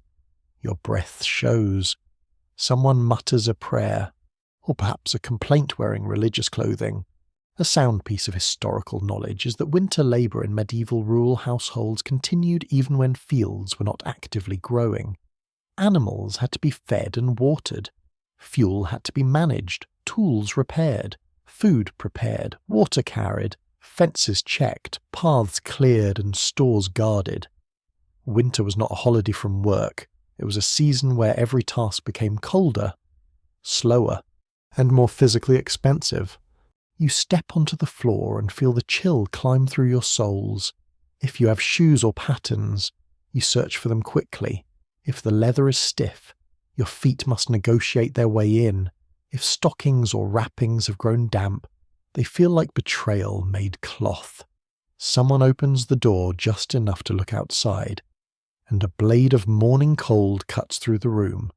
Everyone nearest the bedding reacts without ceremony. The door closes again. Outside waits the first round of labour. Water must be fetched. Unless stored water has frozen or sits in a vessel with ice forming at the rim. The animals need attention before people can indulge in the luxury of feeling sorry for themselves. A cow lowing in winter has a way of becoming more urgent than any human mood. Feed must be measured, bedding must be checked, ice may need breaking, dung must be moved, or at least managed, because even in the cold, waste does not politely vanish. You follow the first worker toward the animal space, and the smell meets you fully now. Warm hide, damp straw, manure, sour breath, and old feed. It is thick, but the animal warmth is real. The cow turns her head, steam rising from her nostrils. Her flank gives off a faint heat. You can see why her survival matters more than your desire to stay curled under a cloak. If she weakens, the household loses more than milk. It loses security. There is a curious small practice in winter animal care that feels almost tender beneath all the grime. People might warm their hands against an animal's body while checking it, not as a sentimental cuddle, but because the beast is a living furnace and your fingers are approaching uselessness. The cow does not exist to be your hand warmer. Of course, she has her own ancient bovine concerns, still in the dim byre. Practical affection can look a lot like leaning your cold palm briefly against a warm flank and being grateful. A bucket must be carried, hay must be pulled down, straw must be shaken out, a tether must be checked. If an animal is ill, the whole morning changes shape. You listen to breathing, notice appetite, look at eyes, watch movement. Medieval people may not speak in modern veterinary terms, but they know their animals intimately. They know the cough that worries them. They know the limp that should not be there. They know when a beast refuses feed and the room becomes too quiet. Current historians debate how far ordinary households planned winter routines around animal warmth, shared structures, and fodder limits, because the evidence differs widely by landscape and economy. Upland communities, lowland farms, towns, monasteries, manors, and small cottages did not all manage livestock the same way. Yet the winter principle remains clear. Animals turn stored summer growth into future survival. And that transformation requires daily work even when the sky is iron grey and your fingers feel carved from old wood. Back in the main room, the hearth needs revival. Ash is moved aside carefully, and the surviving ember is found like a ruby buried in dust. Dry tinder is brought close, breath is used gently, not too much, because one careless puff can scatter ash into your face and make you look foolish in front of a chicken, which is not ideal. A faint glow strengthens, smoke appears first. Flame follows only after coaxing. Morning fire is not switched on, it is persuaded. Your stomach is already awake, but food must wait. Water first, fuel first, animals first. The hierarchy is harsh and sensible. Someone takes a wooden vessel toward the well, stream, or stored supply. If the path outside is icy, each step is slow. The snow is hardened overnight. Footprints from yesterday are stiff ridges. The air bites the inside of your nose. The world is pale and quiet, except for the crunch of your feet in the creak of a carrying yoke or bucket handle. Breaking ice is one of those tasks that sounds simple until you imagine doing it before breakfast with numb hands. The surface resists, then cracks. Water beneath looks black in the morning dimness. You dip, lift, spill some, curse inwardly with admirable restraint, and begin the return. Every drop that splashes onto clothing becomes a future cold patch. The bucket grows heavier with each step. Your shoulders tighten. Your hands ache. No modern gym membership has prepared you for historical hydration. Back indoors, the room receives the water, the fuel, the movement. The fire gains confidence. The pot may be set again. A little meal begins to form. Perhaps leftovers warmed. Perhaps grain stirred into water. Perhaps bread taken with ale. The first heat of morning is earned by labour before it is enjoyed. You do not warm up in order to work. You work in order to become warm. The body slowly changes. At first movement hurts, then it begins to help. Your fingers sting as blood returns, your shoulders loosen under the cloak. The breath grows deeper, you're not comfortable. But you're no longer frozen into yourself. Medieval winter uses labour as a cruel kind of heating system. Very efficient, absolutely terrible customer service. Around you, the household wakes into tasks. One person tends the fire, another checks stored food, another sees to animals. A child is sent to bring kindling or shake straw. Older hands supervise, correct, remember. Each person becomes part of the morning mechanism that keeps the home alive. No one is purely a sleeper here. Everyone is fuel, skill, memory and motion. The pale light strengthens behind the shutter. Smoke rises again. Food smell returns. And the cottage begins another day of resisting winter by doing small necessary things in the proper order. You understand now that surviving without heat is not passive endurance. It is not simply shivering bravely in picturesque wool. It is work before warmth, chores before comfort, movement before mercy. And as you hold your hands near the newly woken flame, you feel the truth in your stiff fingers. Morning has not saved you. Morning has merely given you more to do. By the time the first chores settle into their rhythm, the fire has become strong enough to show its hunger.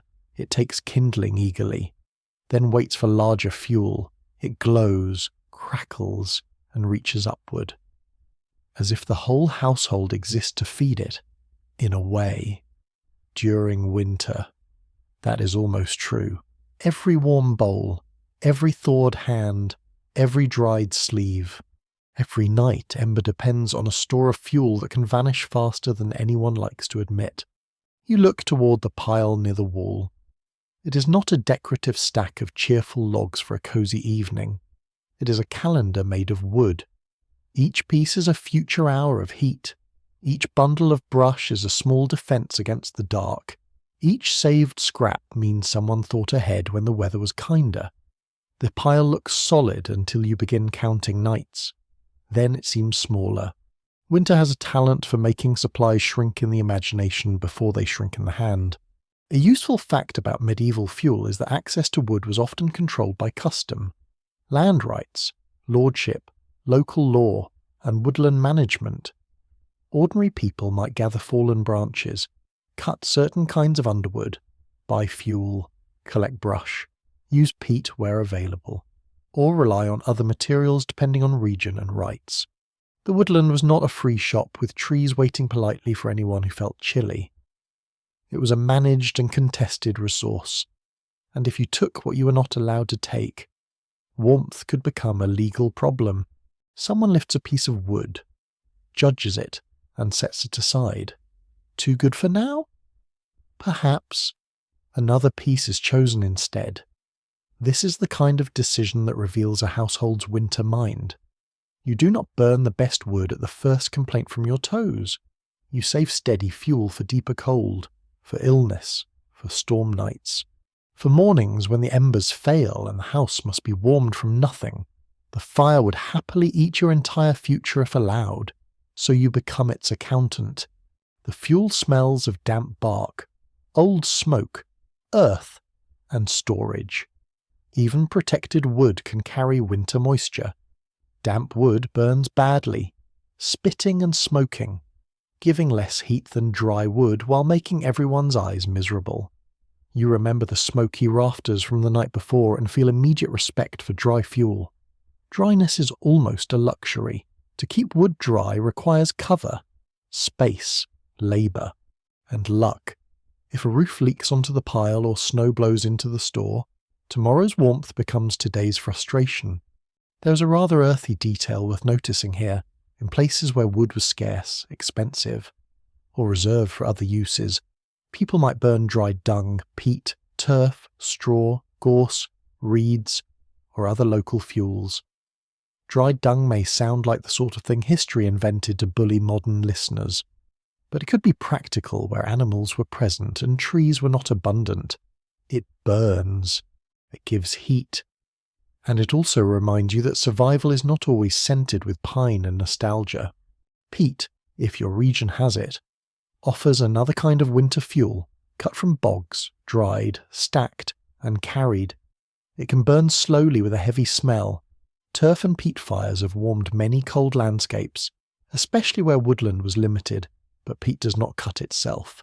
It must be dug in the right season, dried properly, brought home, stored, and protected. Every fuel has its own chain of labour. Every flame begins months before it appears. Specialists still question how fuel scarcity shaped everyday comfort in different medieval communities.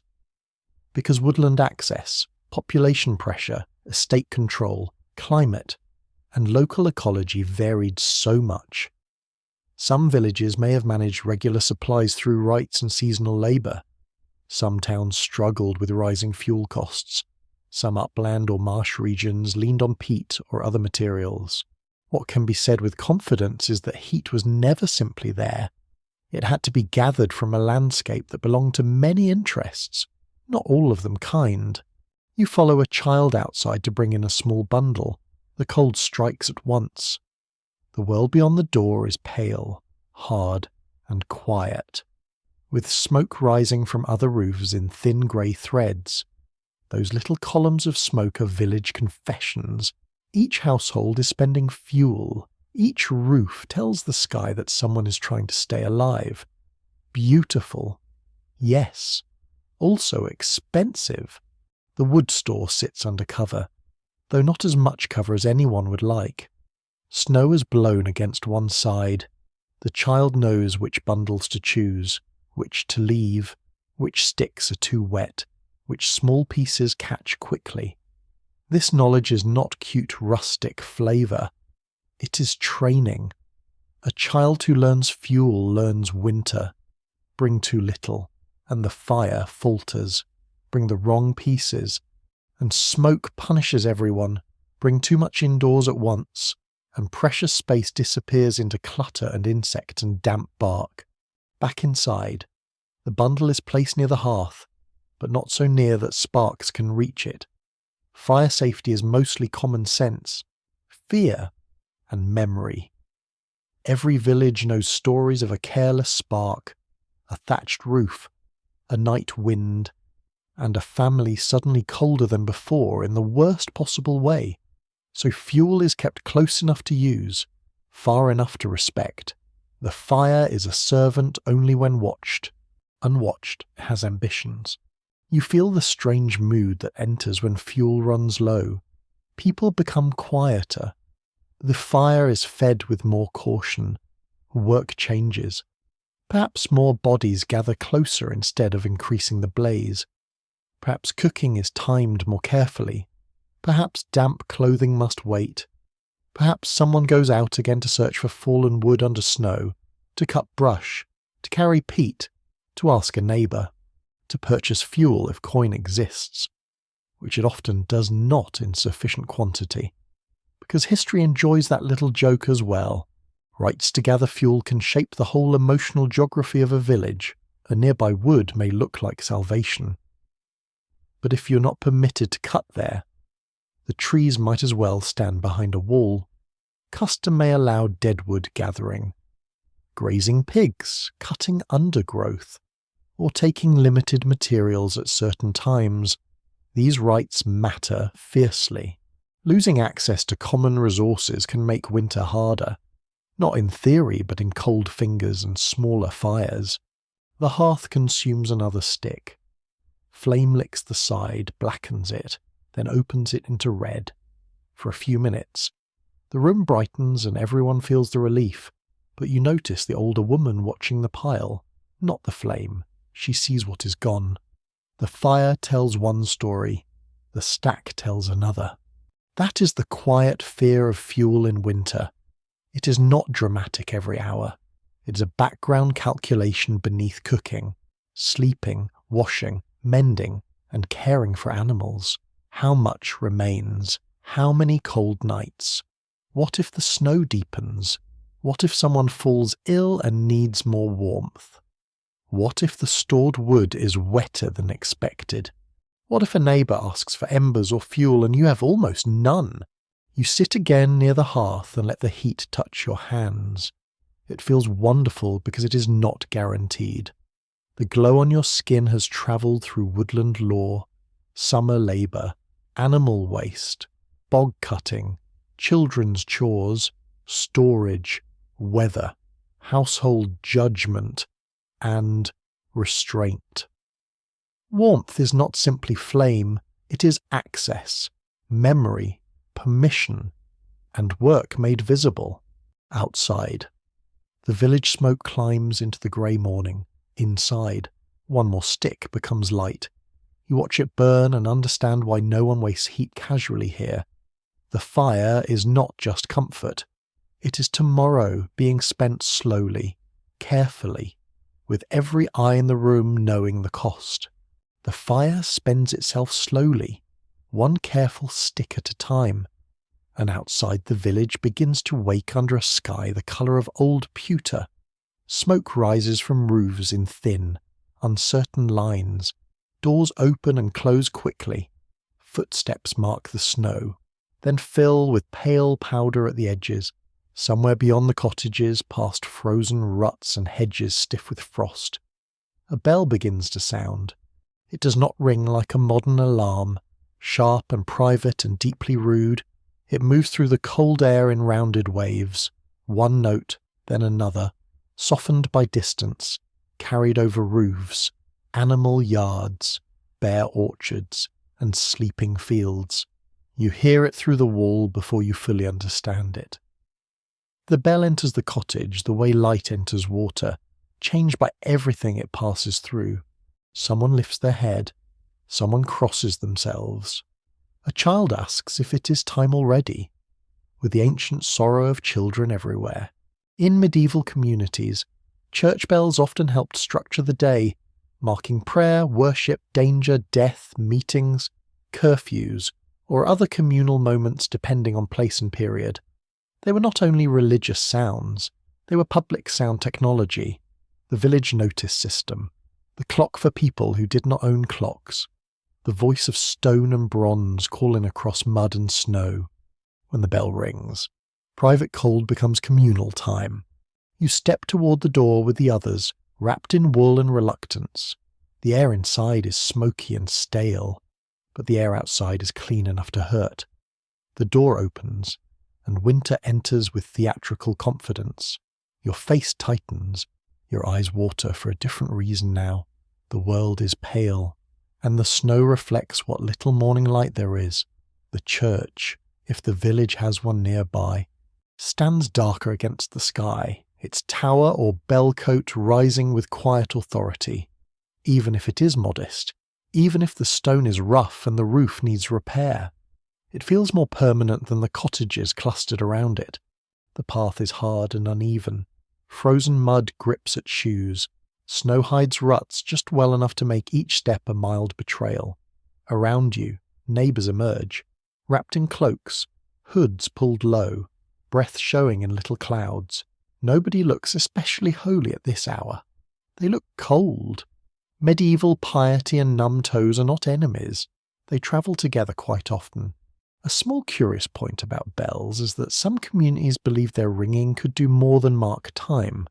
Bells might be thought to ward off storms, demons, or harmful forces, and many were blessed with names and ritual significance.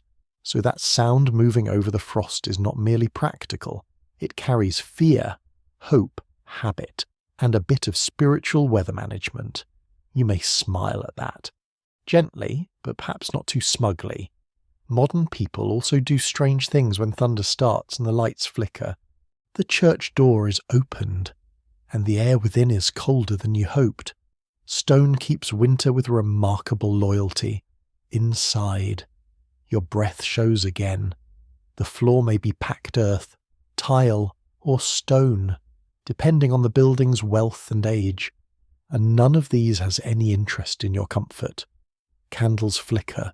Their light trembles against walls, painted images, wooden screens, pillars, or plain plaster. The smell changes from cottage smoke to wax, damp stone, old wood, wool, and the faint human scent of a gathered congregation. You stand among neighbours, and the arrangement matters.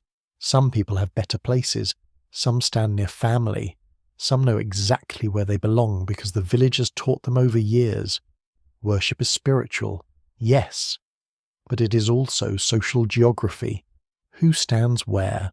Who is noticed? Who gives? Who receives charity? Who whispers? Who owes whom? Who has quarrelled over pasture? Who lost a child last winter? Who has enough grain? Who does not? The church gathers souls, but it also gathers information. Gossip has excellent attendance. People pray in the cold, they chant, listen, kneel, rise, and endure.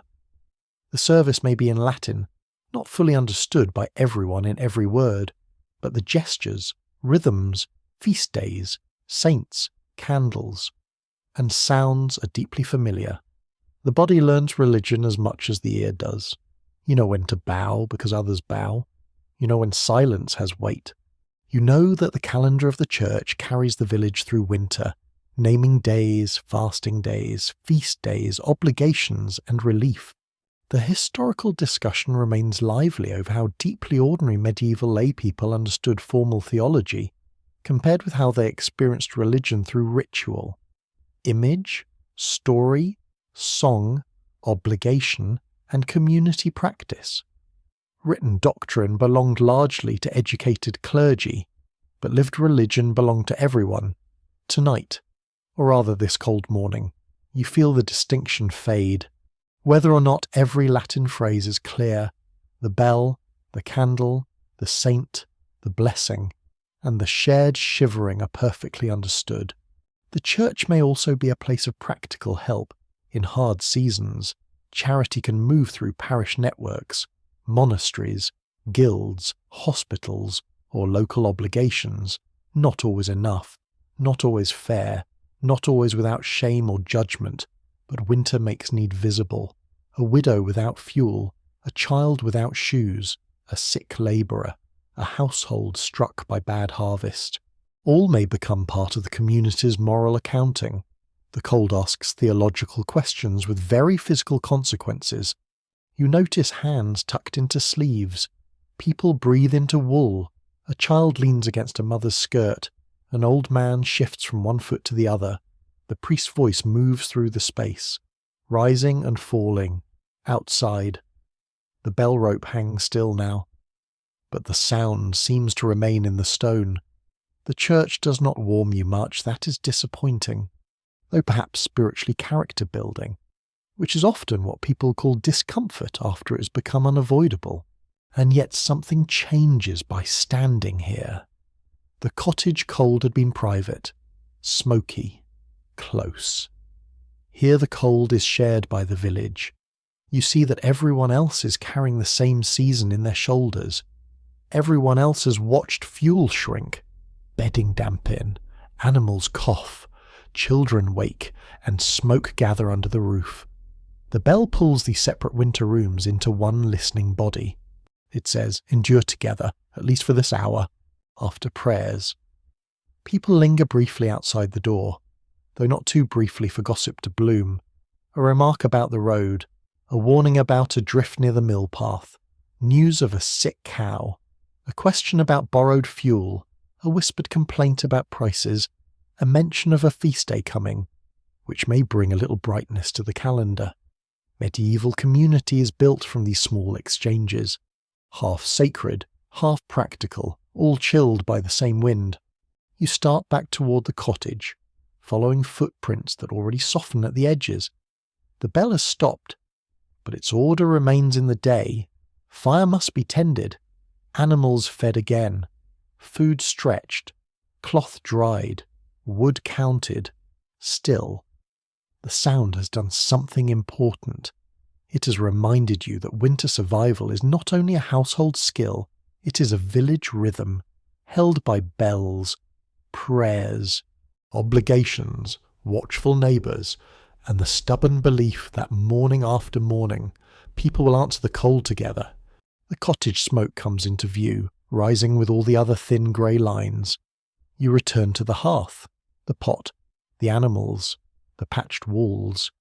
But now the room feels tied to something larger than itself, as if the bell has left a thread of sound connecting every cold doorway in the village. By the time you return from the church path, the cottage feels almost welcoming, which is a worrying sign of how low your standards have fallen. Smoke, animal breath, damp wool, and stale straw greet you like old companions. The hearth gives a little heat. The pot waits. The walls still leak cold, but after the grey bite of the outside air. Even this smoky room seems to offer a kind of rough embrace. Then your sleeve brushes your leg, and you feel the wetness in the fabric. That is when another enemy of winter makes itself known. Not the clean cold of snow under a pale sky, not the sharp wind at the door, not even the smoke that stings your eyes. Dampness is quieter. It creeps. It clings. It turns clothing from protection into a slow thief. A wet hem, a soaked stocking, a glove that never fully dries, a cloak heavy from snow and breath and weather. All of these become part of the daily misery of surviving winter without heat. You stand near the hearth and lift the edge of your garment. The lower cloth is dark and heavy. It has gathered slush from the path, mud from the ruts, and meltwater from snow brushed against banks and thresholds. Your fingers press the fabric and cold moisture answers. The sensation is unpleasant in a deep personal way, as if the winter has found a way to travel with you indoors.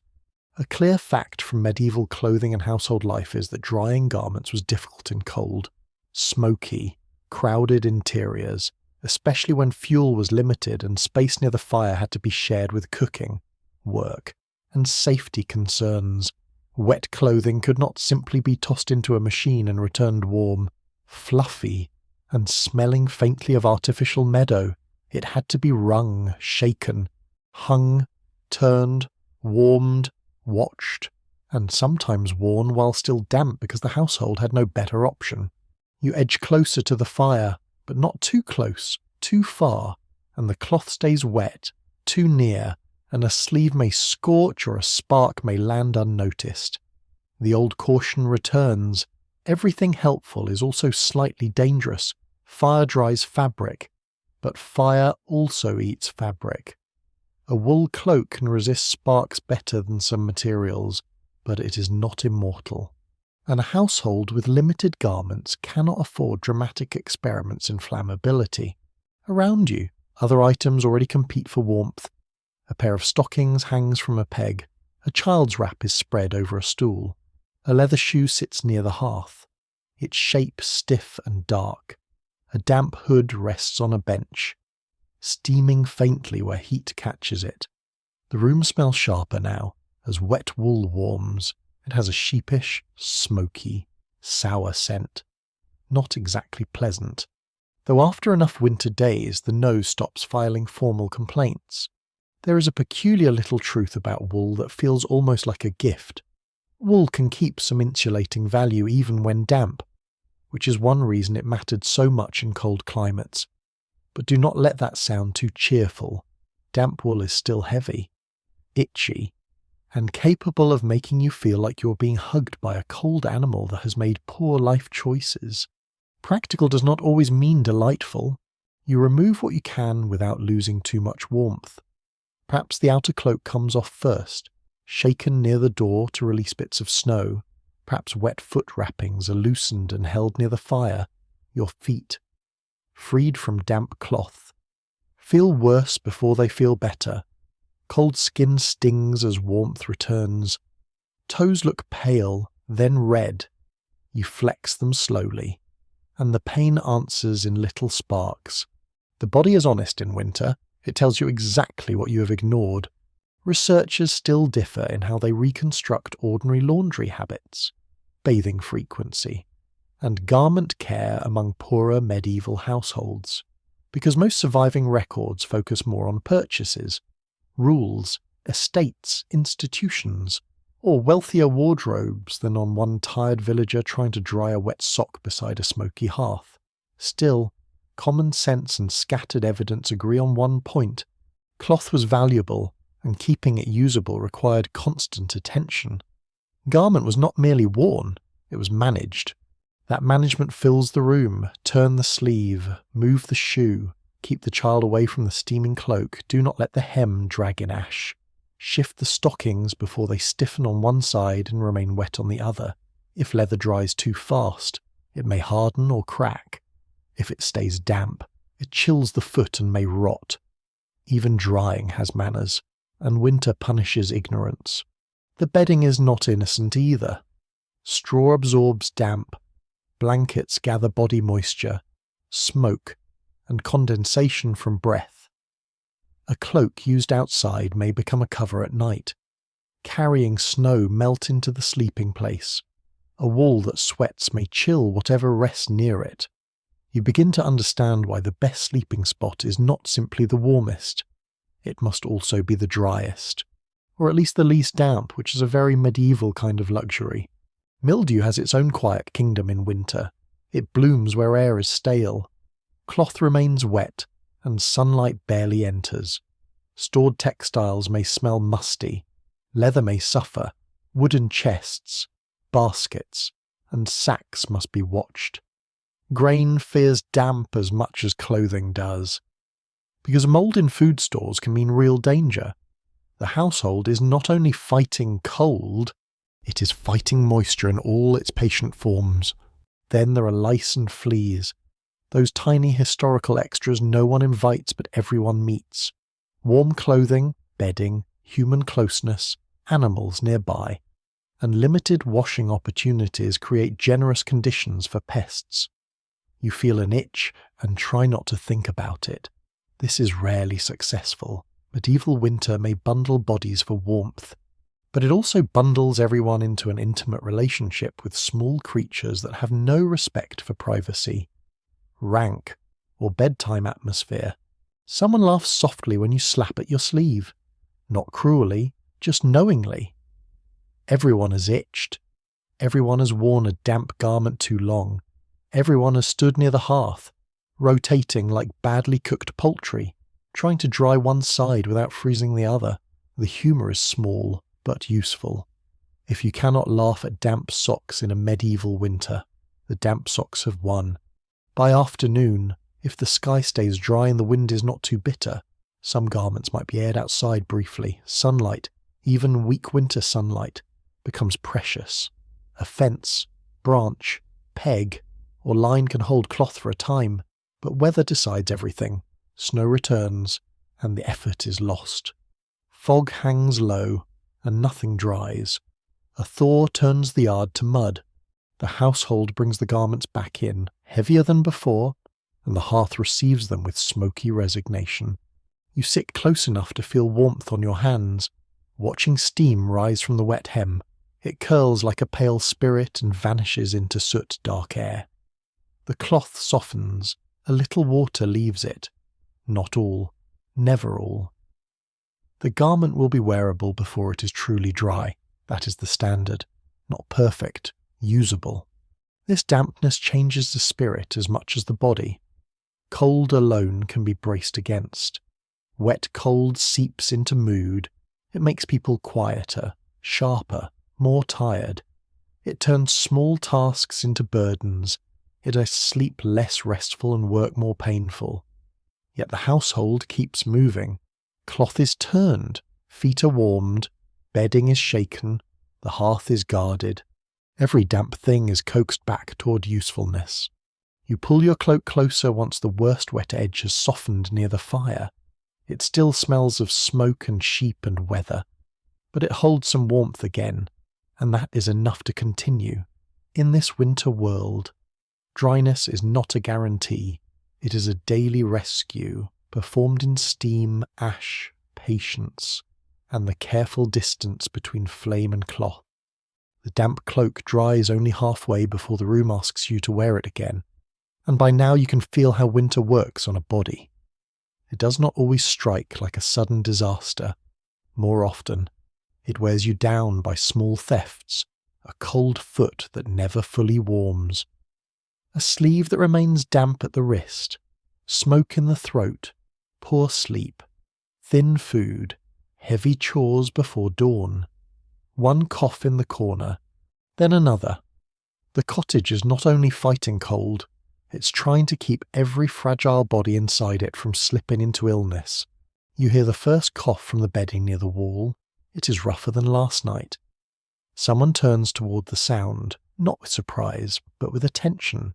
In a winter household, a cough is information. It may be nothing. It may be smoke. It may be damp air. It may be the beginning of a fever that will change the work of the whole room. Medieval families do not have the comfort of pretending sickness is private. If one person weakens, chores shift, fuel needs change, food stores feel smaller, and worry sits closer to the hearth. A sound historical point is that medieval medicine mixed learned traditions, practical household remedies, religious care, and local experience. Physicians, barber surgeons, midwives, monks, wise women, priests, and family members might all be involved in different ways, depending on wealth, location, gender, and the kind of illness. For many ordinary people, the first response is not a university-trained doctor arriving with confident Latin. It is someone in the house feeling a forehead, warming cloth, offering herbs, adjusting bedding, and hoping the person lasts until morning. You watch an older woman place a hand against the sick child's neck. The gesture is gentle but assessing. Heat in the skin matters. Shivering matters. The colour of the face matters. Appetite matters. Breath matters most of all. The child is pulled closer to the warmer bedding, but not so close to the hearth that smoke worsens the cough. Again, everything is balance. Warmth helps. Smoke harms. Fresh air helps. Cold harms. Rest helps. Hunger harms. The right choice is rarely pure. A small odd detail from medical history is that some remedies could sound surprisingly cosy, while others sound like someone lost a bet with common sense. Honey, herbs, warm drinks, poultices, and soothing broth sit beside treatments based on humoral theory, charms, relics, saintly intercession, bloodletting, or ingredients that modern listeners would rather not picture before sleep. Medieval healing is not simply foolishness, though. It is a mixture of observation, inherited belief, spiritual hope, and limited tools. People did what they could with the world they understood. The child coughs again, and the room pauses. It is a soft pause, almost invisible. A spoon stops moving. A hand lingers over the firewood. Someone listens from the animal space. Then life resumes, because life must. The cow still needs fodder. Water still must be fetched. The fire still consumes fuel. Illness does not excuse the household from winter. It adds itself to the list. You feel your own throat, rough from smoke. Your eyes are sore. Your joints ache from cold sleep and morning labour. It is easy to imagine how quickly weakness can spread through a body here. The room is crowded, bedding is shared, ventilation is poor when the door must stay shut, nutrition depends on stores, damp clothing chills the skin. A minor illness in summer may become serious in winter because recovery requires warmth, rest, food, and clean air, all of which are luxuries. Modern readers sometimes imagine medieval people as naturally tougher, as if being born before radiators gives the body secret armour. It does not. They're accustomed to hardship. Yes, they know how to endure discomfort. They recognise weather, animals, food stores, and bodily signs with skill. But pain still hurts, fever still frightens, cold still weakens. A parent listening to a child cough in a smoky winter room is not less afraid because the year is medieval. History changes tools. It does not remove tenderness. The question of how effective everyday medieval remedies were continues to divide researchers. because some herbal treatments had genuine soothing or medicinal value, while other interventions reflected theories that modern medicine rejects. Surviving medical texts show learned frameworks, but household practice could be more practical, improvised, and local. A plant used for coughs in one region, a charm whispered in another, a saint invoked elsewhere, a broth prepared by someone who knows the sick person's body better than any book. The record is patchy, and the bedside is often missing from it. In the cottage, the remedy begins modestly, warm liquid. Perhaps a bit of honey if available, though that may be precious. Herbs from storage, if the household has them. A cloth warmed near the fire, extra covering arranged so the child sweats but does not chill afterward. Someone murmurs a prayer, naming a saint with the quiet seriousness of a person who has already tried practical things and sees no reason not to ask heaven as well. Medieval medicine and faith share the room without embarrassment. For adults, sickness carries another fear: lost labour, a person who cannot rise, cannot fetch water, tend animals, cut fuel, carry grain, mend tools, haul dung, or walk to market. If a mother is ill, the household rhythm bends sharply. If a father or servant cannot work, income and obligations suffer. If an older person grows weak, knowledge may be lost along with help. Illness is bodily, but it is also economic. Fever can reach into the woodpile, the byre, the bread chest, and the rent owed at the next term. Outside, the cold light presses against the shutter. Inside, the child sleeps again, or seems to. The cough has quieted for now. The older woman keeps listening while her hands return to work. That is the shape of care here.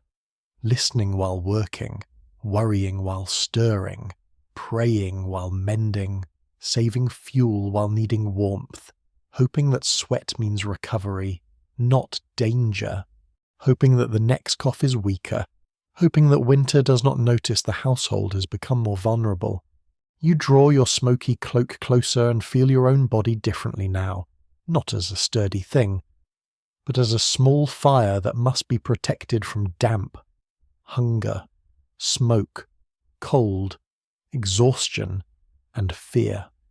Medieval winter survival is not only about walls and wool, it is about keeping breath steady in fragile lungs, keeping hands able to work, keeping children warm enough to wake, keeping elders comfortable enough to teach another morning. The hearth glows, the room listens, and illness waits at the edge of every draught, patient as snow. The child sleeps at last, and the room returns to its ordinary winter breathing. The fire murmurs, the animals shift, the damp cloth steams faintly near the hearth, and illness waits in the corner with the patience of a cat. Then, just as the household begins to settle into its tasks again, there is a sound at the door. Not the wind, not the shutter, not the branch that spent the night pretending to be a ghost with poor timing. This is a knock. 3 dull taps against wood, followed by a pause long enough for everyone inside to notice everyone else noticing. The dog lifts his head. A chicken mutters as though personally inconvenienced. Someone near the hearth stops stirring the pot.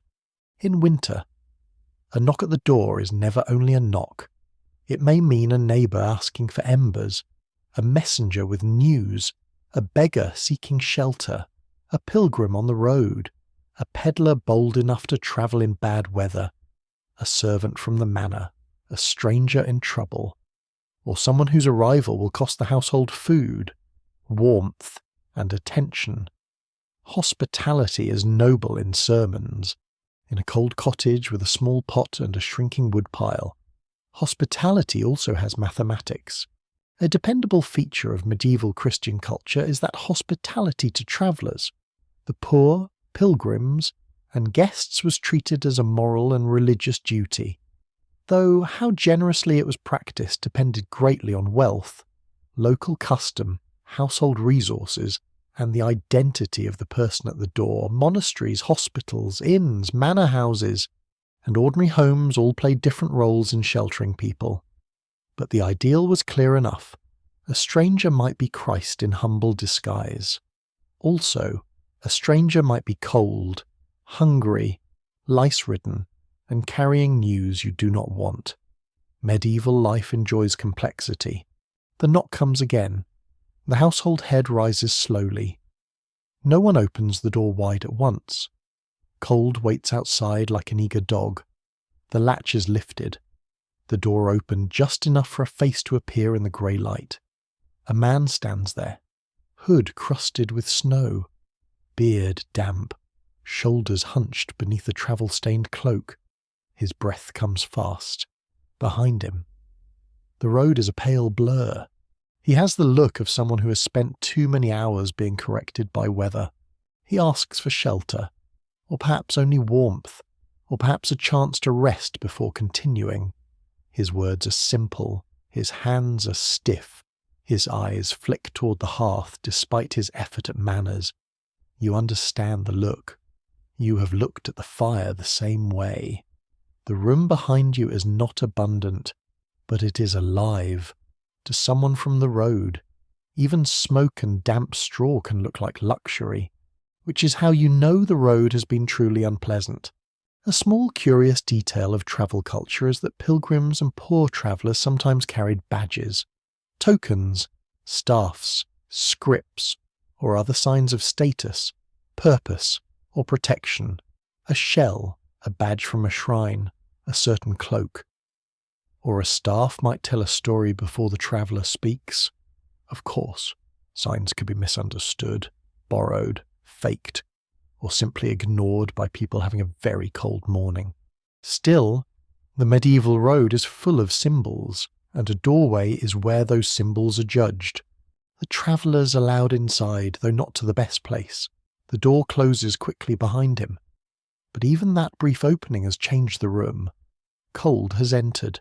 Snow has fallen from his hem onto the floor. The dog sniffs him with professional suspicion.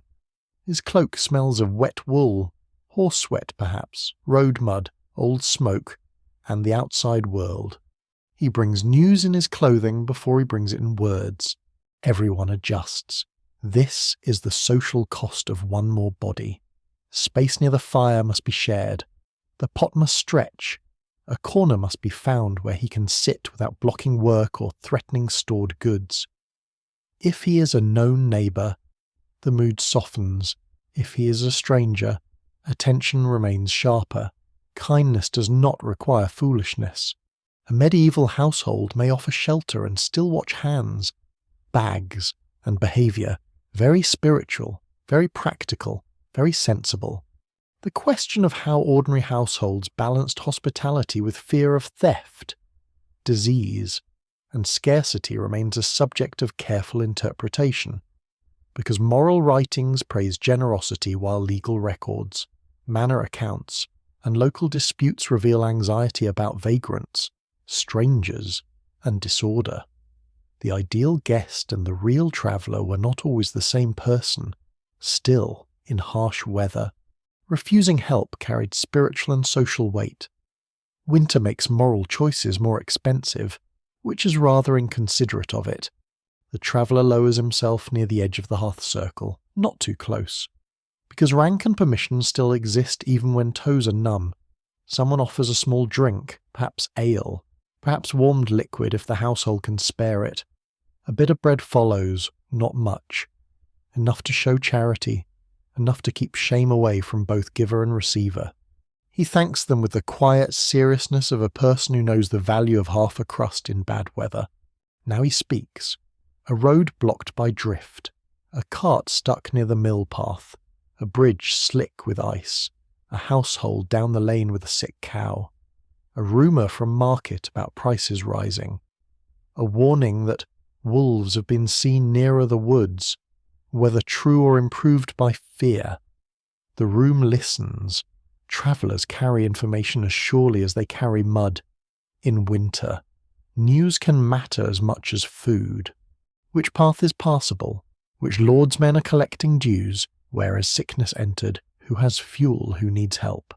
You notice how quickly the stranger becomes part of the room's attention, not family, not fully trusted, but temporarily woven into the household's winter fabric.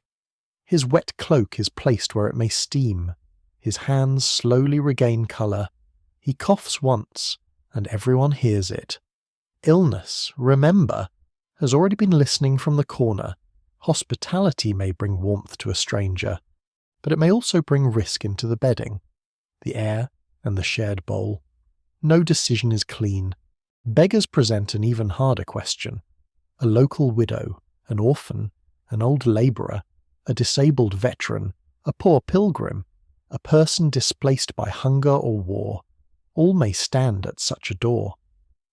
Medieval charity is often shaped by who is considered deserving, who is known, who can pray in return, who can work, who belongs to the parish, who is feared. The poor are not an abstract group here. They have faces, reputations, and cold hands. A second bowl is filled with a thinner portion. The traveller takes it carefully, both palms around the warmth. You watch his face change as the food reaches him, not dramatically, no grand speech, just a loosening around the eyes, a slowing of the breath.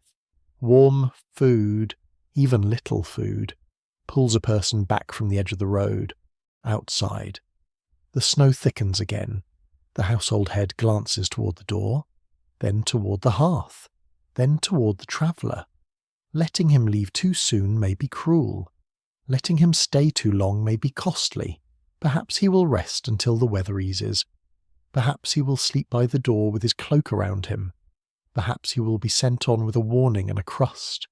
Every household draws the line differently, and winter tests where that line truly lies. You sit close to the fire and feel the room expand by one human life. More breath, more smell, more need, more news, more risk, more warmth too. In the simplest bodily sense. The stranger's presence makes the cottage feel smaller, yet also more connected to roads, markets, shrines, manors, and the wider cold world beyond the shutter. Surviving medieval winter without heat is not only a private struggle inside patched walls, it is also the question of who you let in when the road knocks. The door opens, cold enters, and with it comes a reminder that every hearth is both refuge and boundary. Tonight, or this grey morning, the traveller sits under your smoky roof, hands wrapped around a bowl. While the wind searches, the door cracks behind him. The traveller finishes his thin bowl, thanks the household, and carries the road into the room through his news. Prices rising, adrift near the mill, a cow sick down the lane, a rumour from the market that salt has grown dearer, that wool buyers are waiting, that a merchant's cart has not arrived, that the Lord Steward is asking questions no one enjoys answering. The cottage listens. Because in winter, the market is not merely a place to buy things, it is a pulse taken from the wider world. By late morning, someone must go, perhaps not far, perhaps only to the village edge, perhaps to a nearby market town if the roads remain passable. The decision is made with reluctance and calculation. What can be spared? What must be bought? Salt, a tool repair, a little grain, a candle, a strip of leather, news, perhaps medicine, perhaps nothing at all because coin is thin and winter has a way of turning desire into comedy. You wrap yourself again, tighter this time, because the wet hem from earlier has taught you humility. The path toward market is a lesson in frozen inconvenience. Mud has hardened into ridges beneath the skin of snow. Cart ruts run like old scars along the lane. Hedges hold white weight. Fields lie quiet behind low boundaries, not dead, but withdrawn. Your breath rises and fades. Every step asks your ankles to trust what they cannot see. A puddle that froze overnight cracks underfoot with a small dark sound. Somewhere a crow complains from a bare tree, perhaps about the economy. A firm historical point is that markets were central to medieval economic and social life, connecting villages, towns, manors, craftspeople, farmers, traders, and authorities through the exchange of food, cloth, livestock, tools, fuel, news, and credit. Even people who produced much of what they consumed still relied on market systems for things they could not grow, make, preserve, or repair at home. Winter did not stop this network. It slowed it, chilled it, and made it more expensive to move through. As you approach the marketplace, sound begins to gather before sight. Hooves on frozen ground, voices under hoods, a cartwheel complaining, a seller calling with less enthusiasm than summer would inspire, the dull clink of metal, the flap of cloth in wind. The market is smaller than in warmer months, or perhaps it only feels smaller because everyone is hunched into wool and everything smells of wet leather, smoke, animals, and cold breath. Stalls stand under rough coverings. Goods are arranged quickly, guarded carefully, and watched with the serious eyes of people who know that a bad trade can be felt at supper. Grain sacks sit like squat promises. Salt fish lies stiff in the cold. Cheeses, if present, are hard and pale. Bundles of firewood draw attention at once because every household understands their worth. Wool, skins, eggs, onions, dried beans, iron tools, pots, needles, thread, and bits of second-hand clothing may appear depending on the place. Season and luck. A little offbeat detail from medieval markets is that sellers did not simply operate in a free and cheerful chaos.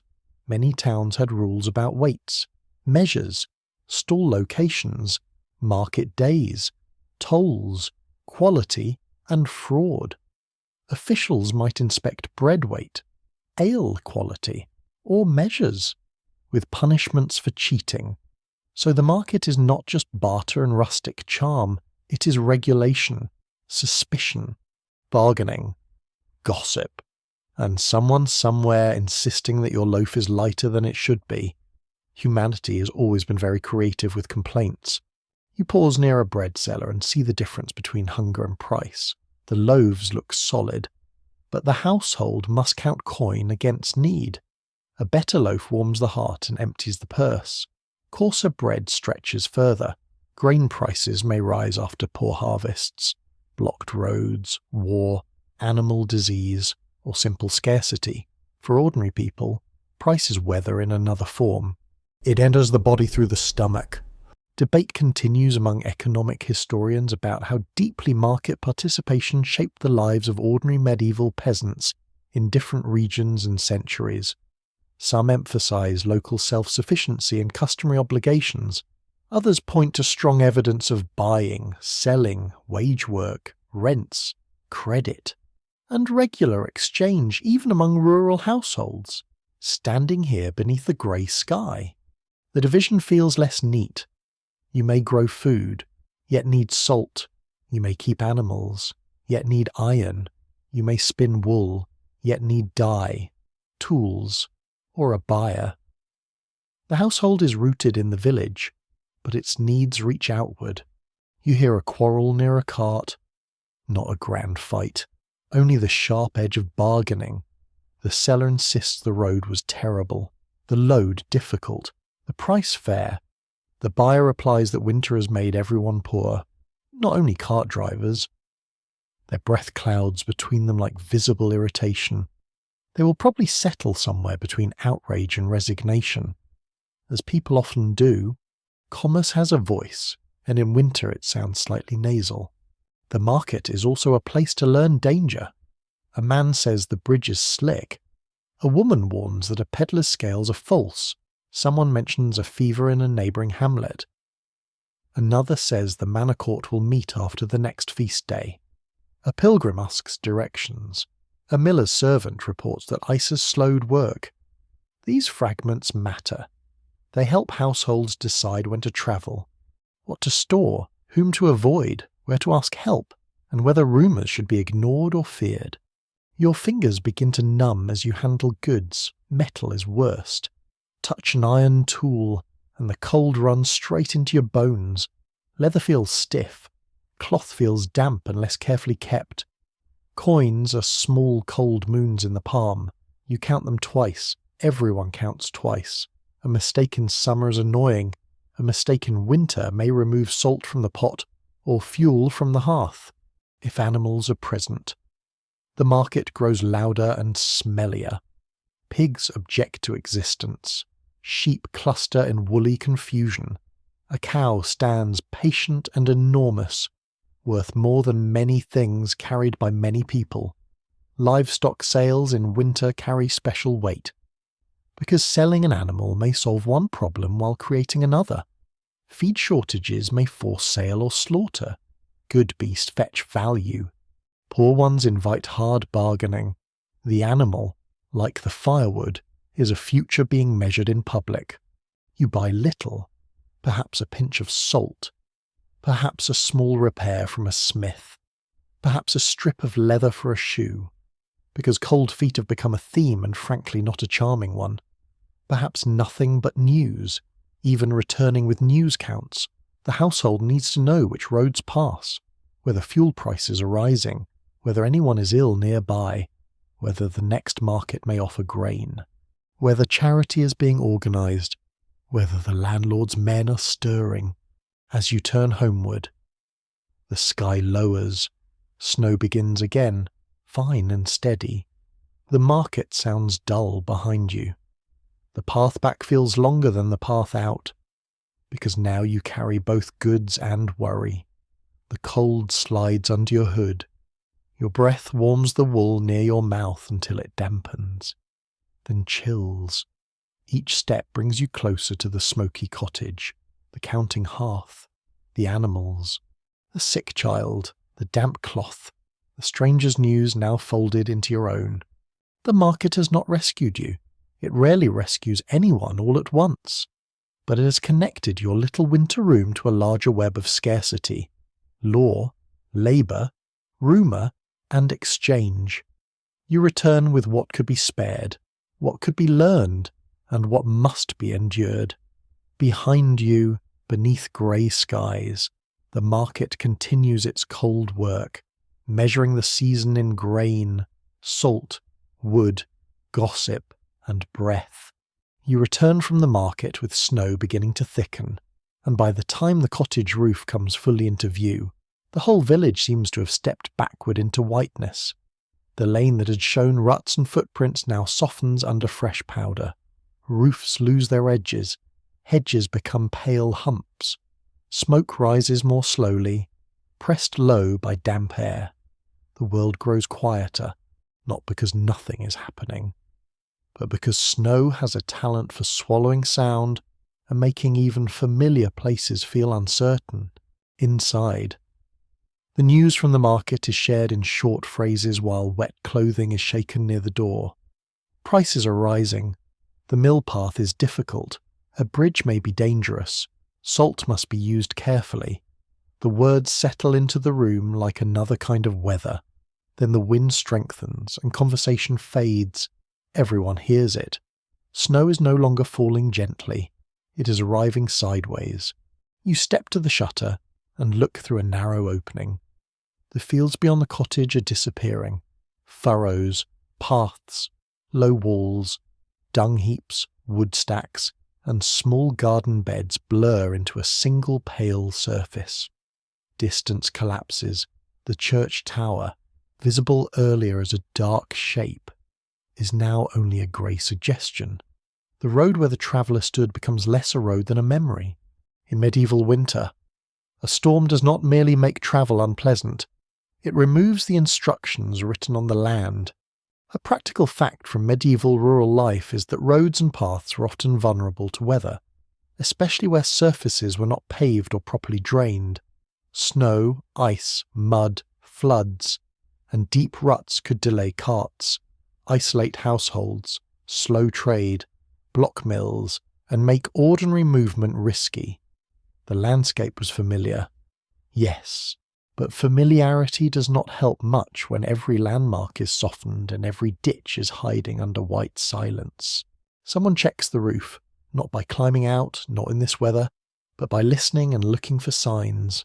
Snow adds weight. Thatch, timber, tiles, turf, or stone all respond differently. yet every roof has limits. The cottage holds for now. A small drip near the wall begins again, steady and insulting. A bowl is placed beneath it. The sound of drops entering wood or clay becomes part of the storm music. Drip. Fire crackle, wind press, animal breath, drip again. A small odd detail about snow in pre-modern villages is that it could both endanger and help. It blocked roads, chilled animals, and hid hazards. But it could also insulate the ground, protect some buried stores from the worst air frost, and provide water when melted, assuming you had fuel to spend on melting it. Snow is generous only if you can afford to turn it useful. Otherwise it mostly lies there, beautiful and smug. The animals sense the change. The cow shifts more often. Chickens grow quiet in that alert little way birds have when they suspect the world is becoming unreasonable.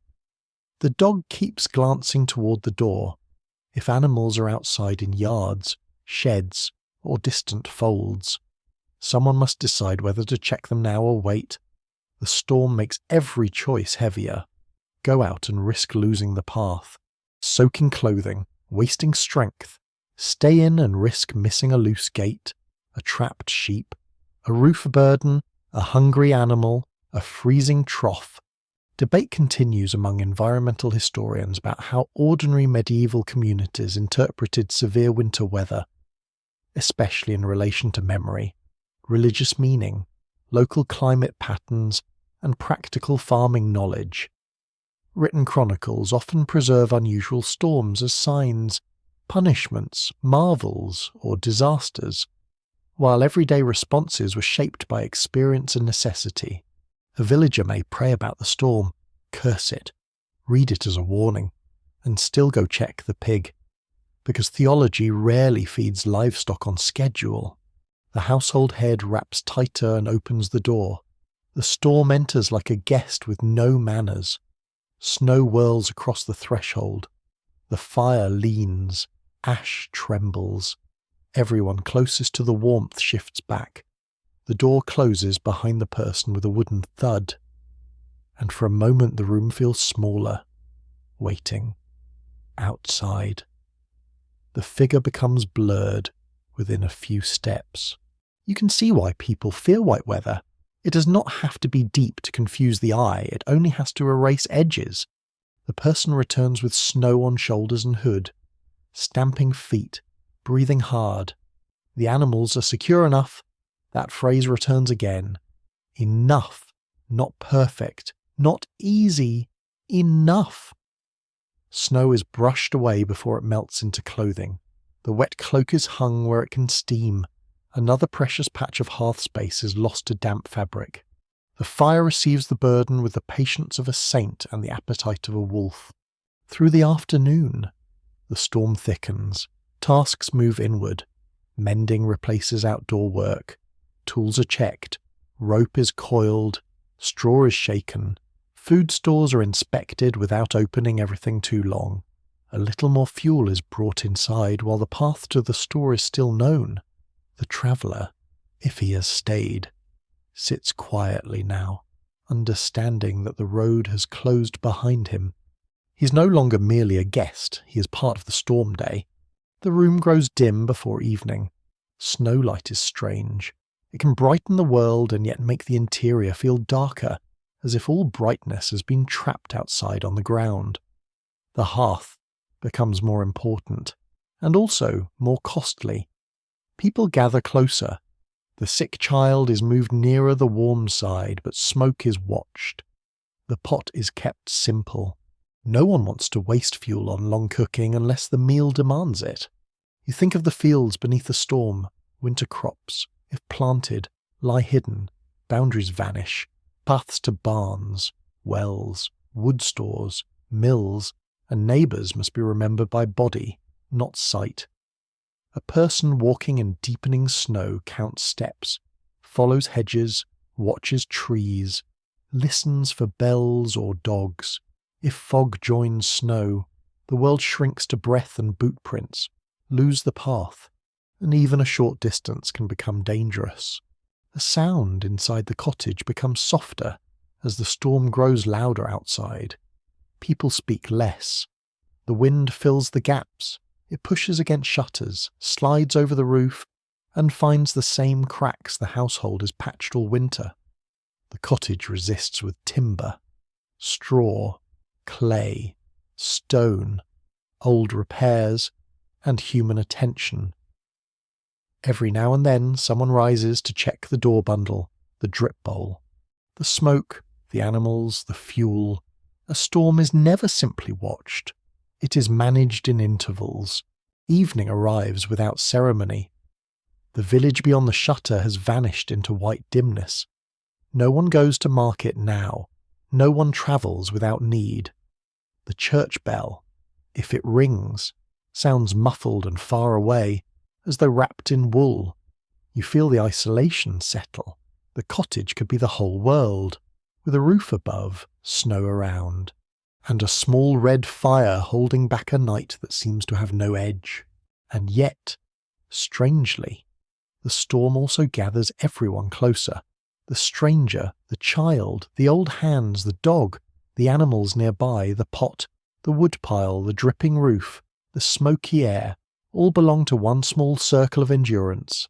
Outside, the fields vanish. Inside, memory becomes a map. Fuel becomes courage, and each familiar sound proves the household is still here. Snow covers the world, but not yet the ember. The storm holds the village in its white hand, and the cottage becomes quieter as afternoon leans toward evening. Snow presses against the door. The shutter edges glow faintly with reflected light, then darken again as clouds thicken. Inside, the hearth keeps its red circle alive, but everyone knows the household cannot survive winter by its own walls alone. A cottage may look separate from the road, separate from the church, separate from the next thin thread of smoke rising beyond the hedges. Yet in hard weather those separations become illusions. You understand it when the knock comes again, softer this time, almost hidden under the wind, not the traveller now, a neighbour. The door opens only wide enough to reveal a hooded shape, snow clinging to shoulders, one hand cupped around something wrapped in cloth. The person steps in quickly, and the cold tries to follow. The door shuts. Snow falls from the hem onto the floor. Everyone looks first at the neighbour's face, then at the bundle. Embers. Not many. Just a few living coals carried carefully from another hearth, protected under ash in a small covered vessel, or wrapped with skill enough to keep them alive. Perhaps the neighbour's fire had burned low. Perhaps yours has strength to spare. Perhaps the exchange moves the other way tomorrow, in a winter village. Flame can travel from house to house like a quiet form of trust. A grounded historical point is that medieval rural communities often depended on networks of mutual help, shared labour, customary rights, parish charity, kinship, and neighbourly obligation. This didn't mean everyone was kind all the time, wearing charming wool and smiling through the snow like a festival painting. Villages contained quarrels, envy, lawsuits, gossip, grudges, and people who borrowed tools and returned them in suspicious condition. But beneath all that, winter required cooperation. A household alone was fragile. A village, though imperfect, gave more ways to endure. The neighbour warms hands near the hearth but does not take the best place.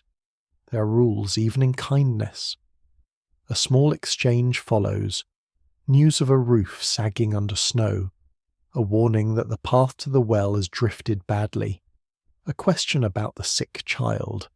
A mention that another household needs help clearing a doorway before night. Nobody says the obvious, which is that helping someone else means spending your own warmth, strength, and daylight. The obvious sits in the room beside the pot. There is a small, almost tender detail in the way embers could be shared or borrowed when a fire failed. Keeping coals alive overnight was valuable because making fire from scratch required labour, dry tinder, skill, and luck. To carry living fire from a neighbour was not only practical, it was socially meaningful. It said that your hearth and mine are separate. Yes, but not entirely. It also said, "Please remember this when my roof leaks," which is perhaps the oldest form of community accounting. The storm pauses just enough for people to organise. 2 adults wrap themselves again. A child is told to stay close to the hearth.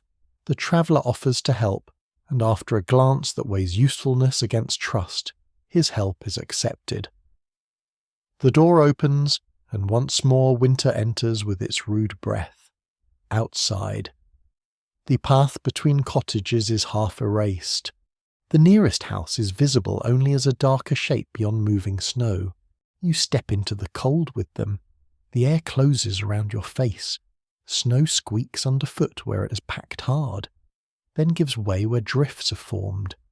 A neighbour's doorway is nearly blocked, and the people inside have been pushing from within. You hear their muffled voices before you see them. Hands begin to work. Wooden shovels, boards, baskets. Whatever can move snow is used. No one performs heroics. They scrape, lift, push, breathe, pause, and continue. This is not picturesque. It is awkward and tiring. Snow slides into shoes. Sleeves grow wet. Breath burns in the chest. Someone slips and catches themselves with a noise that is half prayer, half irritation. A joke is made about the snow being more industrious than any apprentice. People laugh because laughter warms nothing but helps anyway. The matter of how cooperative medieval villages really were remains debated among social historians, because records show both collective responsibility and intense conflict. Manor court rolls preserve disputes over boundaries, animals, debts, insults, broken agreements, and damage to fields. At the same time, surviving a farming year required shared ploughing teams, harvest labour, common grazing rules, road maintenance, parish duties, and emergency help. The village was not a simple family. It was a crowded bargain. Back at the cottage, that bargain continues in smaller forms. A woman brings a little extra straw for the sick child's bedding. Someone else mentions that the midwife has been asked to visit another house and may pass this way. A boy carries news that the mill path is nearly closed. The old woman by the fire receives each piece of information and places it into the household's invisible map of risk. Which neighbour has fuel, which has illness, which path is usable, who owes help, who can be asked without shame, who should be avoided unless the roof is actually falling in. Neighbours keep you alive not only through generosity, but through memory. They remember where the ditch lies under snow. They know whose cow is due to calve, whose son is away, whose roof was patched badly, whose grain ran short last Lent, whose temper worsens when ale is gone. This knowledge can be nosy, yes. Medieval village life is not known for letting personal business remain delicate and untouched. But the same nosiness that fuels gossip can also save a household when something goes wrong. As evening gathers, a borrowed tool is returned, a warning is passed, a small promise is made to check the well path at dawn. The traveller listens and begins to understand that the village is less a collection of homes than a web of duties stretched across cold ground. Some threads are strong, some are frayed, some are tied by kinship, some by fear, some by faith, some by custom, some by the memory of last year's favour. The web is not beautiful from every angle, but when snow falls hard, it holds, inside again. Wet cloaks are hung near the hearth, and the room fills with steam. The sick child sleeps. The dog settles. The neighbour leaves before darkness makes the path too uncertain, carrying a little news and perhaps a coal of warmth in return. The door closes, and the cottage feels both smaller and less alone. You sit near the fire and think of the other hearths hidden beyond the snow, each one guarded by tired hands, each one counting fuel, listening to roofs, feeding animals, soothing children, and watching the weather. You cannot see them clearly now, but you know they are there because smoke rose from them this morning. Bells reach them at prayer. and footprints connected them before the storm softened the road. Winter isolates, but it also reveals dependence. You survive not only because your cloak holds warmth, not only because the hearth has embers, not only because food remains in the pot. You survive because someone knocks, someone warns, someone lends, someone remembers, someone helps clear a door before night seals it shut. In the white silence outside, the village becomes an unseen shelter larger than any cottage, built from obligation, gossip, kindness, habit, and shared fear of the cold. Night passes under the storm, and by morning the village is no longer buried in falling snow. It is buried in what the snow has left behind. The air has changed. You feel it before you fully name it. The cold is still there, but its edge has softened. Drops fall from the thatch. Snow slides from a roof in a heavy sigh. The lane outside is no longer clean white powder. It has become a bruised mixture of slush, mud, straw, dung, footprints, and hidden ice. Winter is loosening its grip, but not kindly. The thaw begins like mercy, and quickly proves it has a sense of humour. Yesterday the problem was that everything was frozen. Today the problem is that everything is wet. The door opens with a groan, and the yard beyond shines in dull patches. Water runs along old ruts. Snowbanks slump against walls. Icicles drip from the eaves, one drop at a time, patient as a monk copying a manuscript. You step outside and your foot sinks through crust into cold slush. So this is hope. Apparently, very damp. A practical truth of medieval rural life is that thaw periods could be hazardous, because melting snow and rain turned roads into mud. Swelled streams, weakened paths, damaged stored goods, exposed rot, and made travel difficult in a different way from ice. Frozen ground at least holds still, thawing ground moves, gives way, floods, and clings to wheels, hooves, shoes, and tempers. A winter thaw is not spring, it is winter-changing tactics. You walk carefully toward the animal space, placing each foot where the ground seems least treacherous. Seems is doing too much work there. A patch that looks firm may hide ice beneath meltwater. A cart rut may be deeper than expected. Straw laid yesterday to improve footing now floats in dirty water. The dog trots ahead, slips slightly, and pretends he meant to do that. Dignity, like firewood, must be managed carefully in harsh weather. The animals need checking with new urgency. Damp bedding chills them. Melting snow may leak into shelters. Roof loads shift. A weak patch in thatch that held under dry cold may now drip steadily onto straw. Hooves stand in wet muck if yards are not managed. Feed can spoil. Hay that grows damp may mould, and mould in fodder is no small matter. The cow breathes warmly in the dim byre, but the floor beneath her is wetter than yesterday.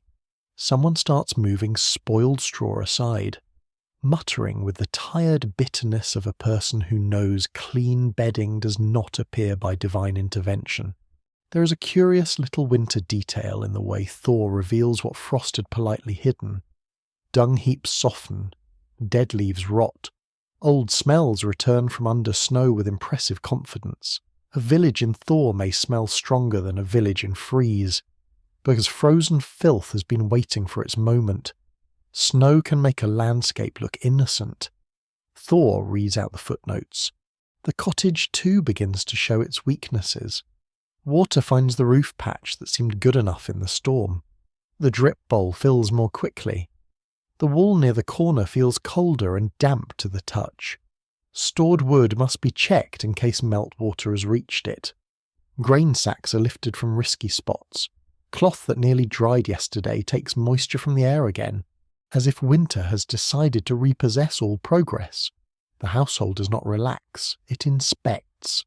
Researchers continue to examine how medieval communities manage seasonal transition periods, because surviving sources often mention great storms, famines, floods, or repairs more readily than the ordinary daily labour of mud season.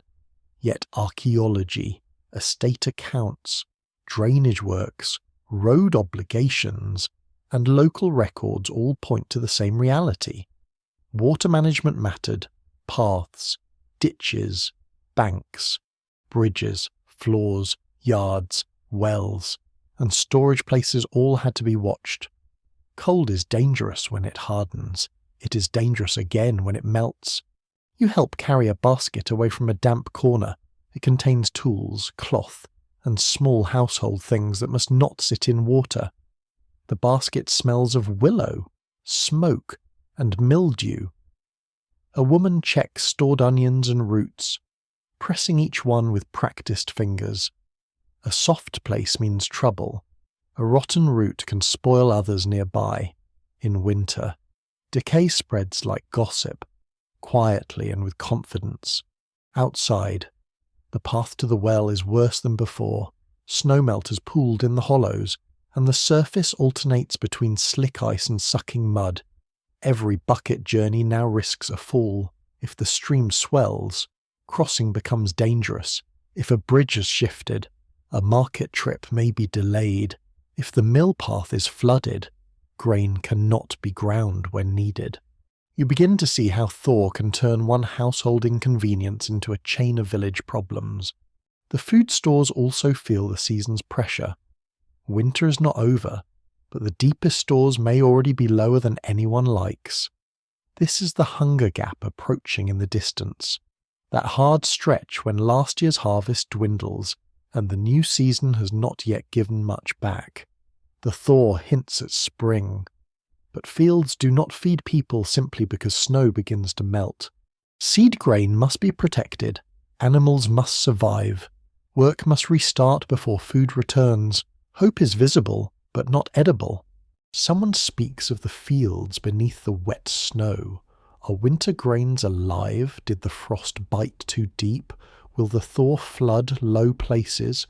Will another freeze come and lock water around roots? Farming requires faith in things hidden underground, which seems beautiful until your supper depends on them.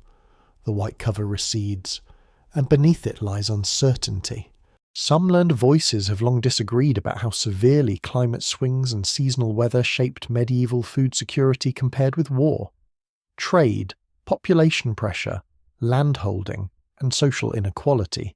Of course, standing in a thawing yard with wet feet and low stores, these causes do not feel separate. Weather touches roads, roads touch markets, markets touch prices, prices touch bowls, bowls touch bodies. A flood in the lane can become a thinner supper sooner than one might expect. By midday, the village is full of labour. Neighbours clear channels so water runs away from doors. Someone checks the church roof. Someone spreads straw where the lane is worst. Children are sent to carry small messages because adults are busy with heavier work. The traveller considers leaving, then looks at the road and wisely rediscovers patience. A cart tries to move and sinks deep enough that several people must help push. There is laughter, but it has mud in it. The thaw continues drop by drop. It sounds almost gentle from inside the cottage. But every drop has consequences. Drip from the roof, drip into the bowl, drip from the cloak, drip from the eaves onto the threshold, where it will freeze again if night sharpens. That is the cruel trick. A thaw by day may become ice by night. The village walks through water at noon and glass by dawn. You return to the hearth with wet hems again, remembering the long work of drying cloth. The fire is fed carefully, because dampness has made warmth more necessary and fuel no less precious. Steam rises from your garments. Smoke hangs under the rafters. The sick child coughs once, then sleeps. The cow breathes in the byre. Outside, water runs through the ruts where snow erased the road yesterday. The thaw feels like a promise, but it is a promise written in mud. It tells you winter may loosen, not that it has left. It shows the land again, but changed, soaked, unstable, full of rot, hunger, and work waiting beneath the white cover. You sit near the hearth, hands open to the flame, and understand that surviving medieval winter means surviving its endings too. Cold can wound, snow can trap. Thaw can drown the path, spoil the store, chill the bedding, and tempt the hopeful into carelessness. So you do not celebrate yet. You listen to the dripping roof, count the fuel, check the food, watch the animals, and step carefully wherever the snow has begun to melt. The thaw slows during the night, and the world hardens again before dawn. You wake to a quieter room, not warmer, not easier, but changed by the knowledge that the worst of the storm has passed. The fire is low beneath ash. The bedding smells of smoke, damp wool, and human sleep. The sick child breathes more evenly now. The traveller lies near the door, wrapped in his cloak, still present because the road has not yet become trustworthy. The animals stir nearby, alive and impatient, which in winter counts as a blessing with hooves. Morning light seeps through the shutter in a pale line. It is not golden. It is thin, grey, and cold. But it is light all the same. After the longest night, even weak light feels like a message. You sit up slowly, careful not to release too much warmth from beneath the covering. Your joints protest. Your throat is rough. Your feet ache before they touch the floor. As if remembering yesterday on your behalf, still you rise. A plain truth about medieval winter survival is that ordinary households depended on a chain of small, repeated practices rather than one grand solution. Clothing, shared sleeping, stored food, fuel management, animal care, building repair, neighbourly help, religious rhythm, and constant labour all work together. None of these made winter comfortable. Together, they made it survivable. The household did not defeat cold. It lived beside it, watched it, answered it, and endured one day at a time. You look around the cottage and count what remains. The hearth still holds embers. The pot is empty but can be filled. The woodpile is lower but not gone. The roof drips, yet still stands. The bedding is damp at the edges, yet usable. The cow needs fodder, yet she breathes. The chickens complain, which means the chickens continue. The sick child sleeps, and that may be the softest mercy of all. Someone stirs the ash and finds the red heart of the fire. The ember glows with a stubborn beauty. Dry tinder is brought close. Breath is offered carefully. Smoke appears first, as it always seems to do, because medieval warmth enjoys arriving with irritation. Then a small flame lifts. It catches, wavers, strengthens, and suddenly the room has a centre again. Faces turn toward it, hands open. Shoulders loosen. The morning begins not with triumph, but with coaxing. There is a small, unusual custom in many households that feels almost ceremonial once you have lived through the night. The tending of embers at dawn can resemble a quiet renewal, a daily restoration of the home's living centre. No trumpets, no heroic music, just ash moved aside and flame persuaded to return. Yet that little act carries the whole memory of the night. The fire did not die. Neither did you. History can be very dramatic in very small gestures. The door opens, and the outside air enters clean and sharp. The village lies under a crusted skin of snow and frozen slush. Footprints from yesterday are sealed into the lane like rough script. Smoke rises from other cottages, faint and steady. One roof has lost part of its white burden.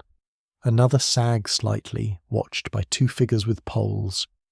The church stands beyond, grey and patient. The world has not returned to comfort. It has returned to visibility. You step out. The cold grips your face, but not with the same blinding force as the storm. You can see the hedges again. You can see the path to the well, though it is dangerous with ice. You can see where neighbours crossed the snow, where animals moved, where someone cleared a doorway, where water ran yesterday and froze overnight. The village has written its struggle into the ground. The question of how medieval people understood endurance continues to invite discussion among historians. Because evidence comes from so many kinds of sources: chronicles, sermons, household accounts, court rolls, archaeology, medical texts, poems, and the built remains of homes. Some sources emphasize hardship and divine testing. Others reveal routine, humour, adaptation, and practical knowledge. Standing here in the pale morning, the categories feel less separate. Survival is both ordinary and profound. It is a chore list with the soul still inside it. The neighbour from yesterday appears across the lane, raising a hand. Not a dramatic wave, just enough. Enough has been the word of this winter. Has it not? Enough fire, enough food, enough straw, enough roof, enough breath, enough help, enough strength to rise again. You return the gesture. No speech crosses the snow, but the meaning is clear. Still here. Back inside. The morning work resumes. Water must be carried before the path worsens. The animal bedding must be changed where damp has gathered. Food must be planned with care. The traveller may try the road later, if the sun softens the ice without turning the lane to mud. The sick child will need watching. The wet cloak must dry another inch. The roof patch must be remembered. The woodpile must be counted again. Medieval survival does not offer a final scene where everything is solved. It offers another morning. And yet this morning has a gentleness the night did not. Not warmth. Exactly. More like permission to keep going. The fire brightens. The pot begins to murmur. Someone tears bread.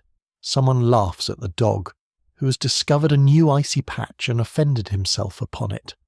The child opens one eye, then closes it again, which everyone accepts as a promising medical report. The cow lows. The chicken complains. The traveller thanks the household before sitting up, stiff and grateful. You sit near the hearth and feel heat touch your palms.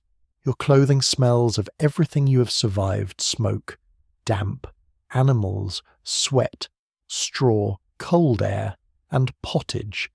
Your body carries the night in small pains. Your mind carries it in sharper knowledge. You know now that living without heat was not one heroic test of toughness. It was 1,000 small negotiations with the cold. A cloak pulled tighter, a crack stuffed with straw, a bowl stretched thinner, a child moved closer to warmth, an ember borrowed, a wet stocking turned near flame, a cow checked in darkness, a prayer spoken because there was nothing else to do, and perhaps also because there was always something else to hope. The morning after the coldest night does not erase fear, it simply places light over it. You count the losses and the mercies together, because medieval winter teaches that they often share a room. Fuel is lower, but the fire lives. Clothes are damp, but the body is clothed.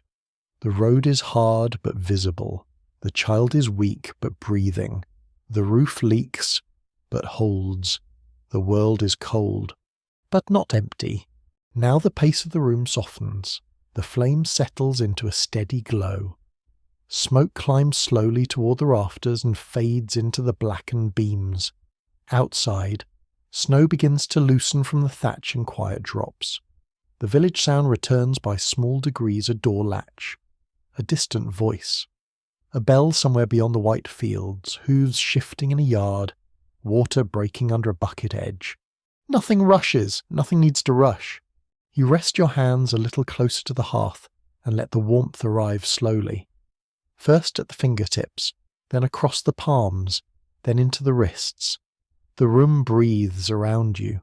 Wool rustles, straw whispers. The pot gives one soft bubble and then another. The long night has become memory, and memory becomes story, and story becomes something gentler than fear. So you let the cottage fade at the edges. The cold remains outside the door, patient but quieter now. The embers glow like small red stars beneath ash. The child sleeps. The animals breathe. The traveller watches the light. The neighbours move beyond the snow, and you, wrapped in smoke-scented wool, sit inside the fragile circle that people made together. You do not need to conquer winter tonight. You only need to notice that morning came, slowly, softly, with grey light on the shutter and warmth returning by degrees. Morning came. Let that be enough. Let the hearth dim into a gentle blur. Let the roof hold. Let the snow grow still. Let the old village breathe in the pale distance. And let your own breath become quiet with it, drifting down through wool, ash, and soft winter light, until the last ember glows low and calm in the dark. Sweet dreams,